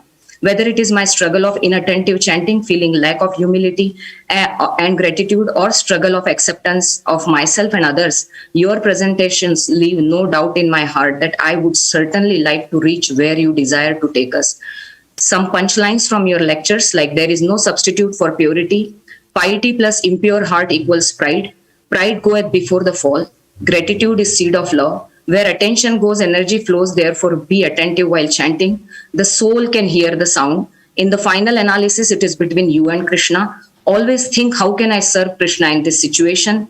Dushpuraina analena cha, sthane sthitah, do not pretend. Serve from where you are and try to move forward slowly. Offer Vancha Kalpataru prayers every day. Seek blessings of Vaishnava. Humility attracts Krishna's mercy. Read Prabhupada's books daily, and many more such precious loving instructions are gradually purifying our consciousness. Only as a result of your causeless compassion, I have started to realize what is the difference of hearing the name by chance as opposed to deliberately putting my mind, heart, and soul to hear. Thank you so much for kindling this fire of deliberation in my heart in all aspects of Krishna consciousness. On today's auspicious occasion, I humbly seek your and all Vaishnavas' blessings to be able to sincerely understand and apply your kind instructions, be able to appropriately respect all the devotees, and open my heart to your gift of Krishna consciousness. I was born in the darkest ignorance, and my spiritual master opened my eyes with the torch of knowledge. I offer my respectful obeisances unto him, aspiring to be in your service sincerely, Maraj. Hare Krishna.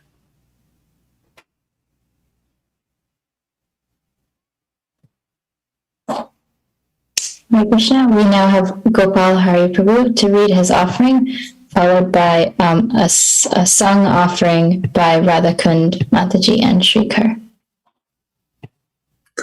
Hare Krishna Maharaj, please accept my humble obeisances. All glories to Srila Prabhupada. All glories to you on this most wonderful Vyasa Puja occasion. It has been our good fortune to move to Naperville, and our greatest fortune in moving here is that we have been blessed with more and more of your merciful association. In the purport to Srimad Bhagavatam 1.1.15, Srila Prabhupada writes, quote, "To take shelter of the lotus feet of the Lord means to take shelter of the pure devotees. Anyone therefore who takes shelter of the lotus feet of the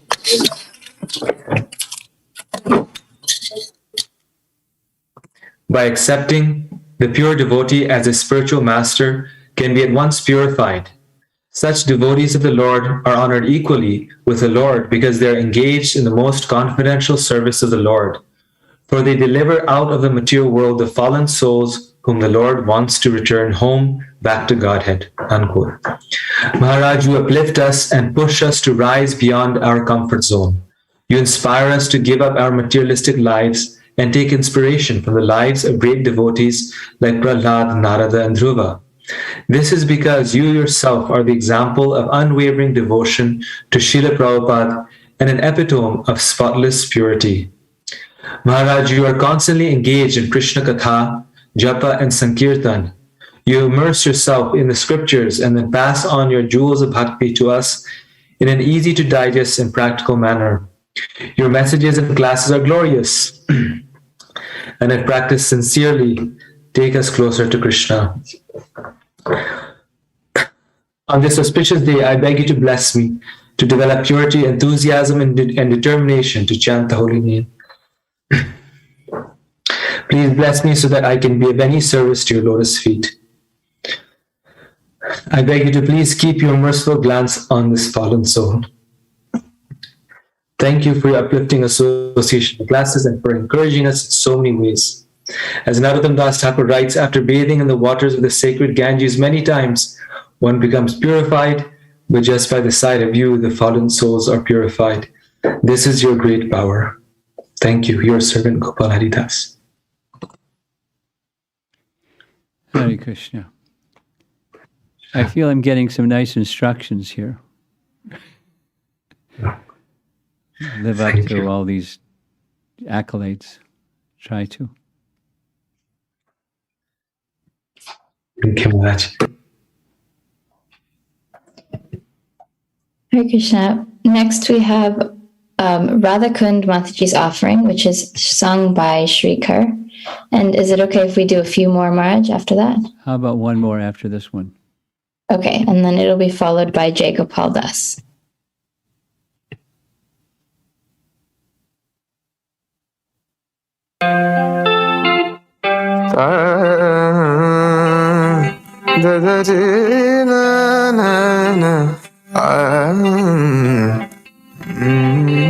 Jaya Ramapada Swami Jaya Ramapada Swami Ramapada Swami Jaya Ramapada Swami Jaya Guru Deva Guru Deva Guru Deva Jaya Guru Deva.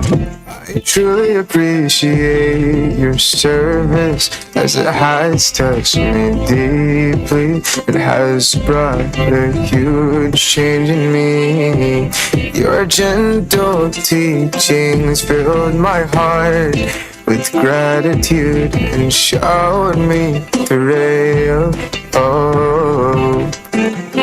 You made me a different person who has a craving towards spiritual life. Thank you for your continued commitment through our congregation.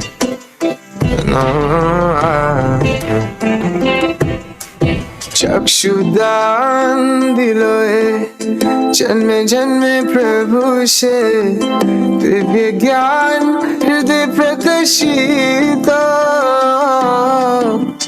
प्रेम भक्ति यहाँ होते अविद्या विनाश जाते वेद गया यहाँ रचरित हरे Krishna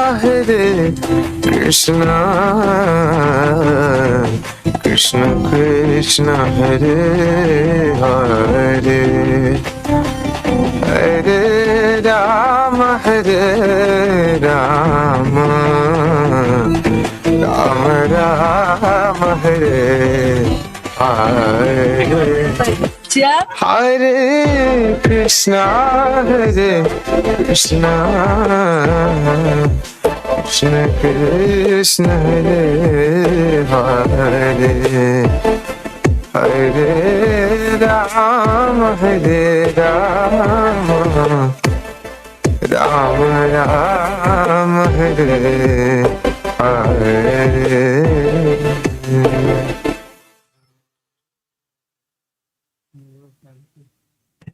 Pretty unique.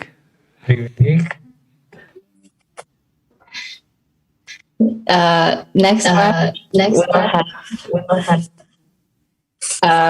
Jai Gopal Prabhu read his offering. I think there's an echo. I'm sorry about that. Jai Gopal Prabhu's next. Hare Krishna Maraj, please accept my humble obeisances. Namo Om Vishnu Padaya Krishna Prastaya Bhutale Srimate Romapad Swami Iti Namani. Dear Srila Romapad Maharaj, please accept our humble obeisances. All glories to Srila Prabhupada.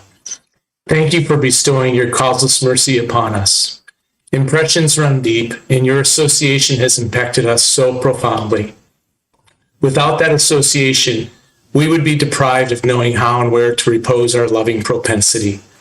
You make that knowledge of Krishna accessible through the demonstration of Nitya Bhagavata Sevaya. In the purport to Srimad Bhagavatam, 1st Canto, 2nd Chapter, Text 18, Srila Prabhupada states, a devotee Bhagavata is as good as the book Bhagavata because the devotee Bhagavata leads his life in terms of the book Bhagavata, and the book Bhagavata is full of information about the personality of Godhead and his pure devotees, who are also Bhagavatas. Bhagavata book and person are identical. The devotee Bhagavata is a direct representative of Bhagavan, the personality of Godhead. So by pleasing the devotee Bhagavat, one can receive the benefit of the book Bhagavata. Human reason fails to understand how by serving the devotee Bhagavata or the book Bhagavata, one gets gradual promotion on the path of devotion. But actually, these are facts explained by Srila Naradadev, who happened to be a maidservant's son in his previous life. The maidservant was engaged in the menial service of the sages, and thus he also came into contact with them. And simply by associating with them and accepting the remnants of foodstuff left by the sages, the son of the maidservant got the chance to become the great devotee and personality Srila Naradadev. These are the miraculous effects of the association of Bhagavatas.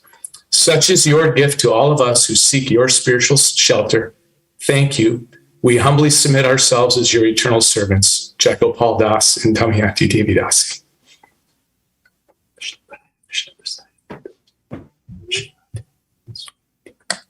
Hare Krishna. Thank you. Hare Krishna. Thank you so much, Maraj, for allowing us to share our offerings with you. The next part of the program is an arati for Maraj, along with the Shri Gurvashtakam prayers.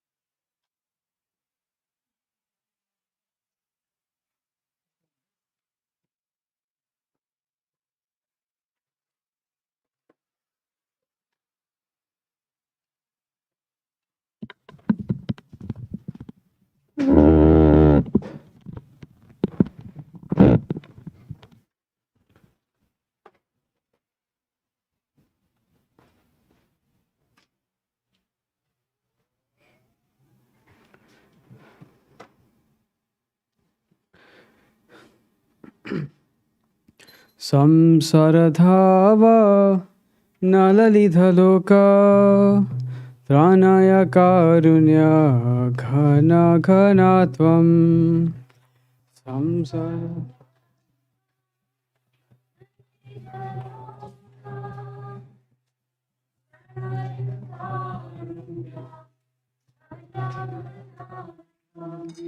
Praptasya kalyana gunarnavasya vande guru shri charanarvindam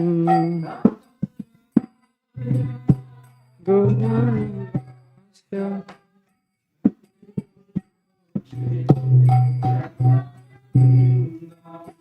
Mahaprabhu ki tananita gita vadhitra madhyan vanasodasena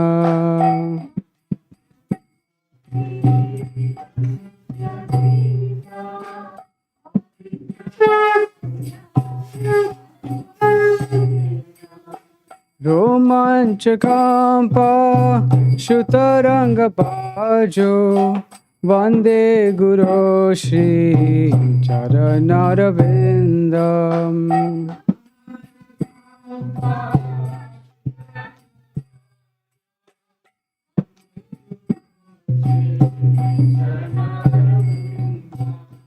Shivigrahara Dhananityanana Shingaratanman Dhiramarjanado.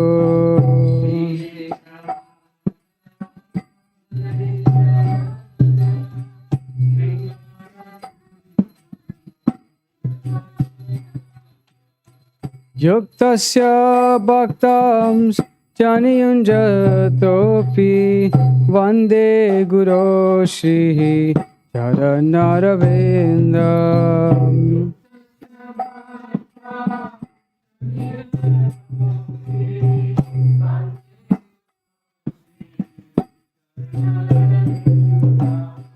Chaturvedashi Bhagavat Prasado Swadana Teptan Hari Bhakta Sangan.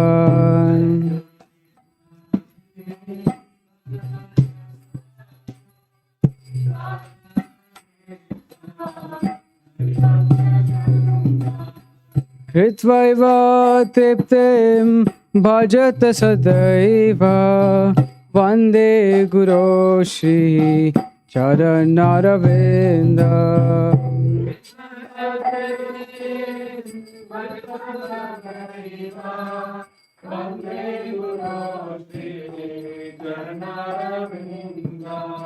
Shri Radhika Madhavayora Para Madhurya Leela Gunarupa Namnam.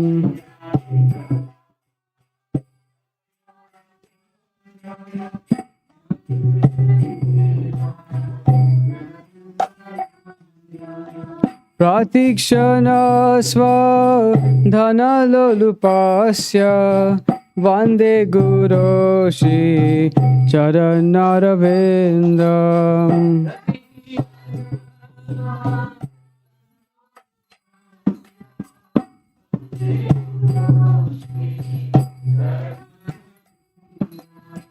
Nikunjayo no Radhikele Sedhyai Yayale Biryo Tera Pekshariya. Radhikele Sedhyai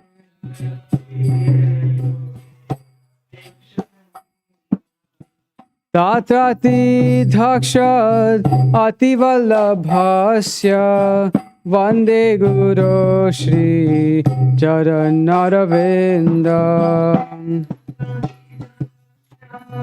Ativallabhasya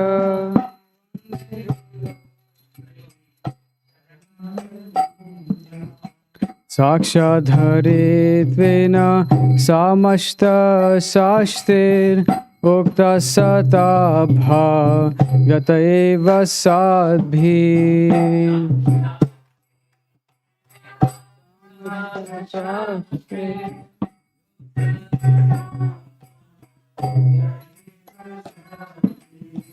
Kinto Prabhurya Priyaeva Tasya Vande Guru Shri Charanaravindam.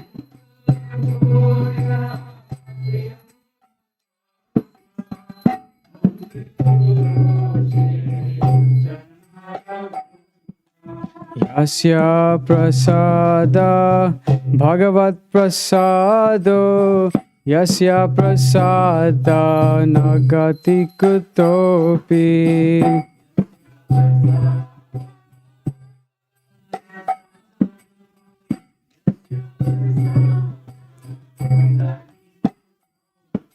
Dhyayastuvam stasya yasastri sandhyam Vande Guru Shri Charanaravindam.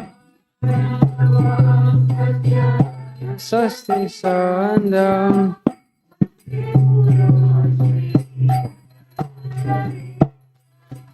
Hare Krishna, Hare Krishna, Krishna Krishna, Hare Hare, Hare Rama, Hare Rama, Rama Rama, Hare Hare.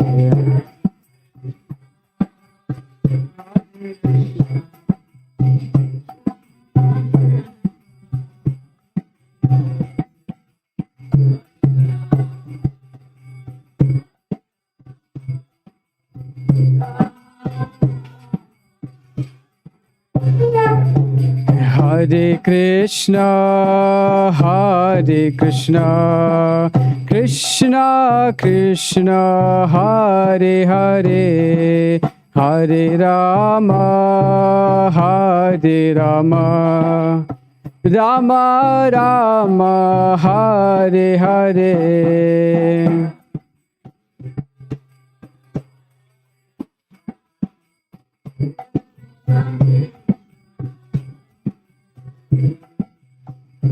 Rama.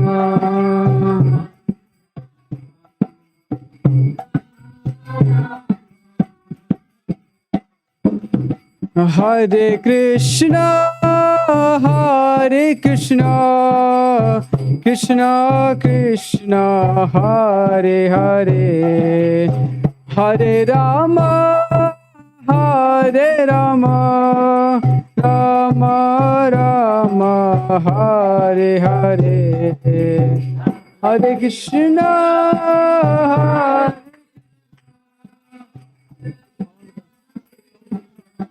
I know how long to go. Hare Rama, Hare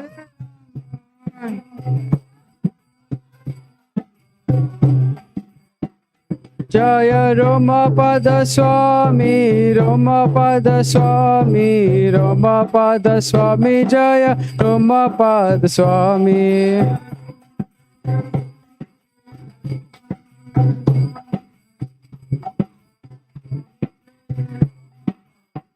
Jaya Rama Pada Swami, Rama Pada Swami, Rama Pada Swami, Jaya Rama Pada Swami.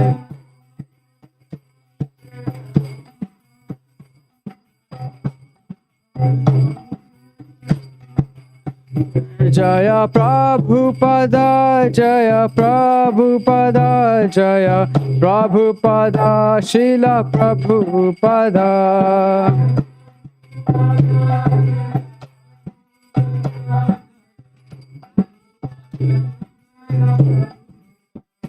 Nitai Gaur Haribo, Haribo, Haribo, Nitai Gaur Haribo.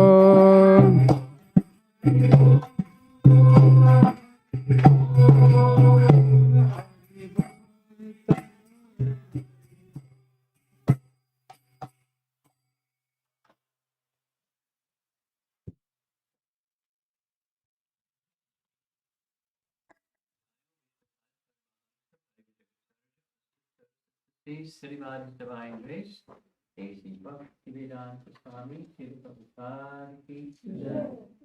Nityananda Vishnu Paramahamsa Parivajakacarya Astatara Satasi Srimad His Divine Grace, Srila Bhakti Siddhanta Saraswati Thakur Prabhupada ki jai. Ananta Koti Vaishnavrinda ki jai. Gaur Premanandi. All glories to the assembled devotees.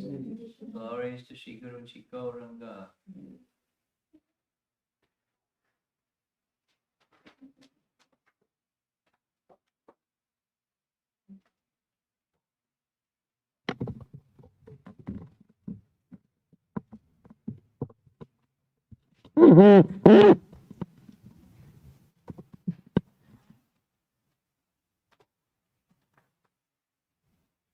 What's that?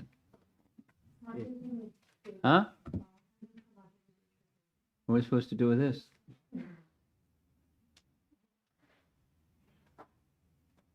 I don't know either.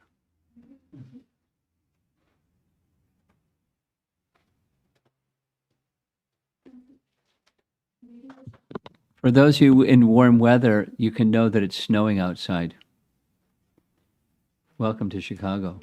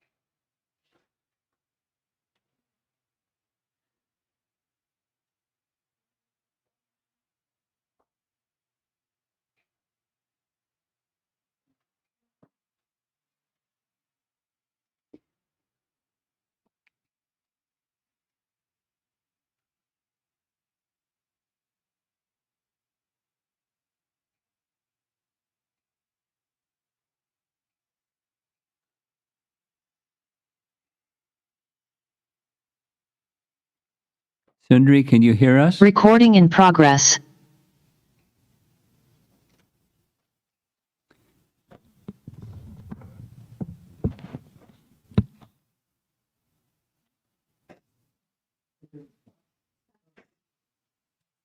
Are we back? Okay.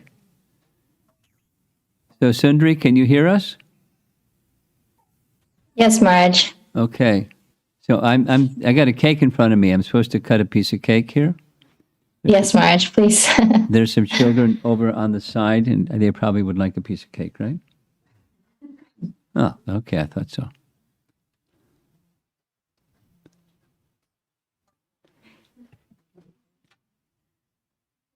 Come get it. It's a small piece. Okay. Don't drop it. Oh.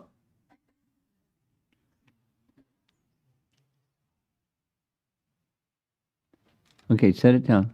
Set it down. Put it on the table. No. This one. This one.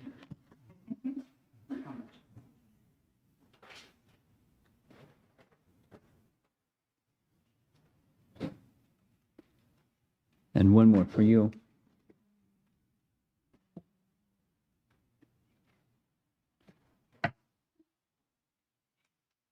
It's gooey. It's okay? All right. Okay, that's it. Thank you so much, Maraj. I just wanted to finish off by announcing the schedule for the rest of the day today. We have an, give me some.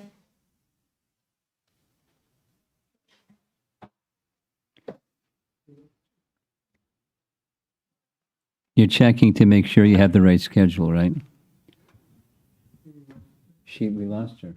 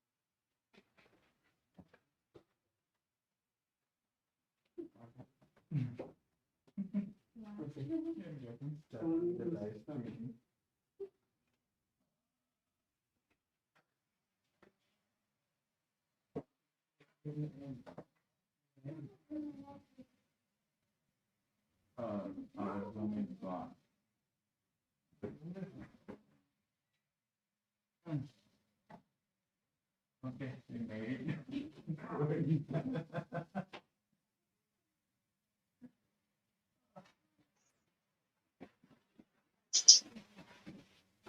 I'm not telling you to get it. Hare Krishna. Awesome.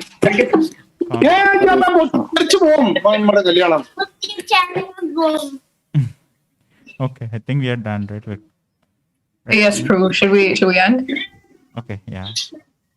I think, Okay. Hi. did she tell when is the next program?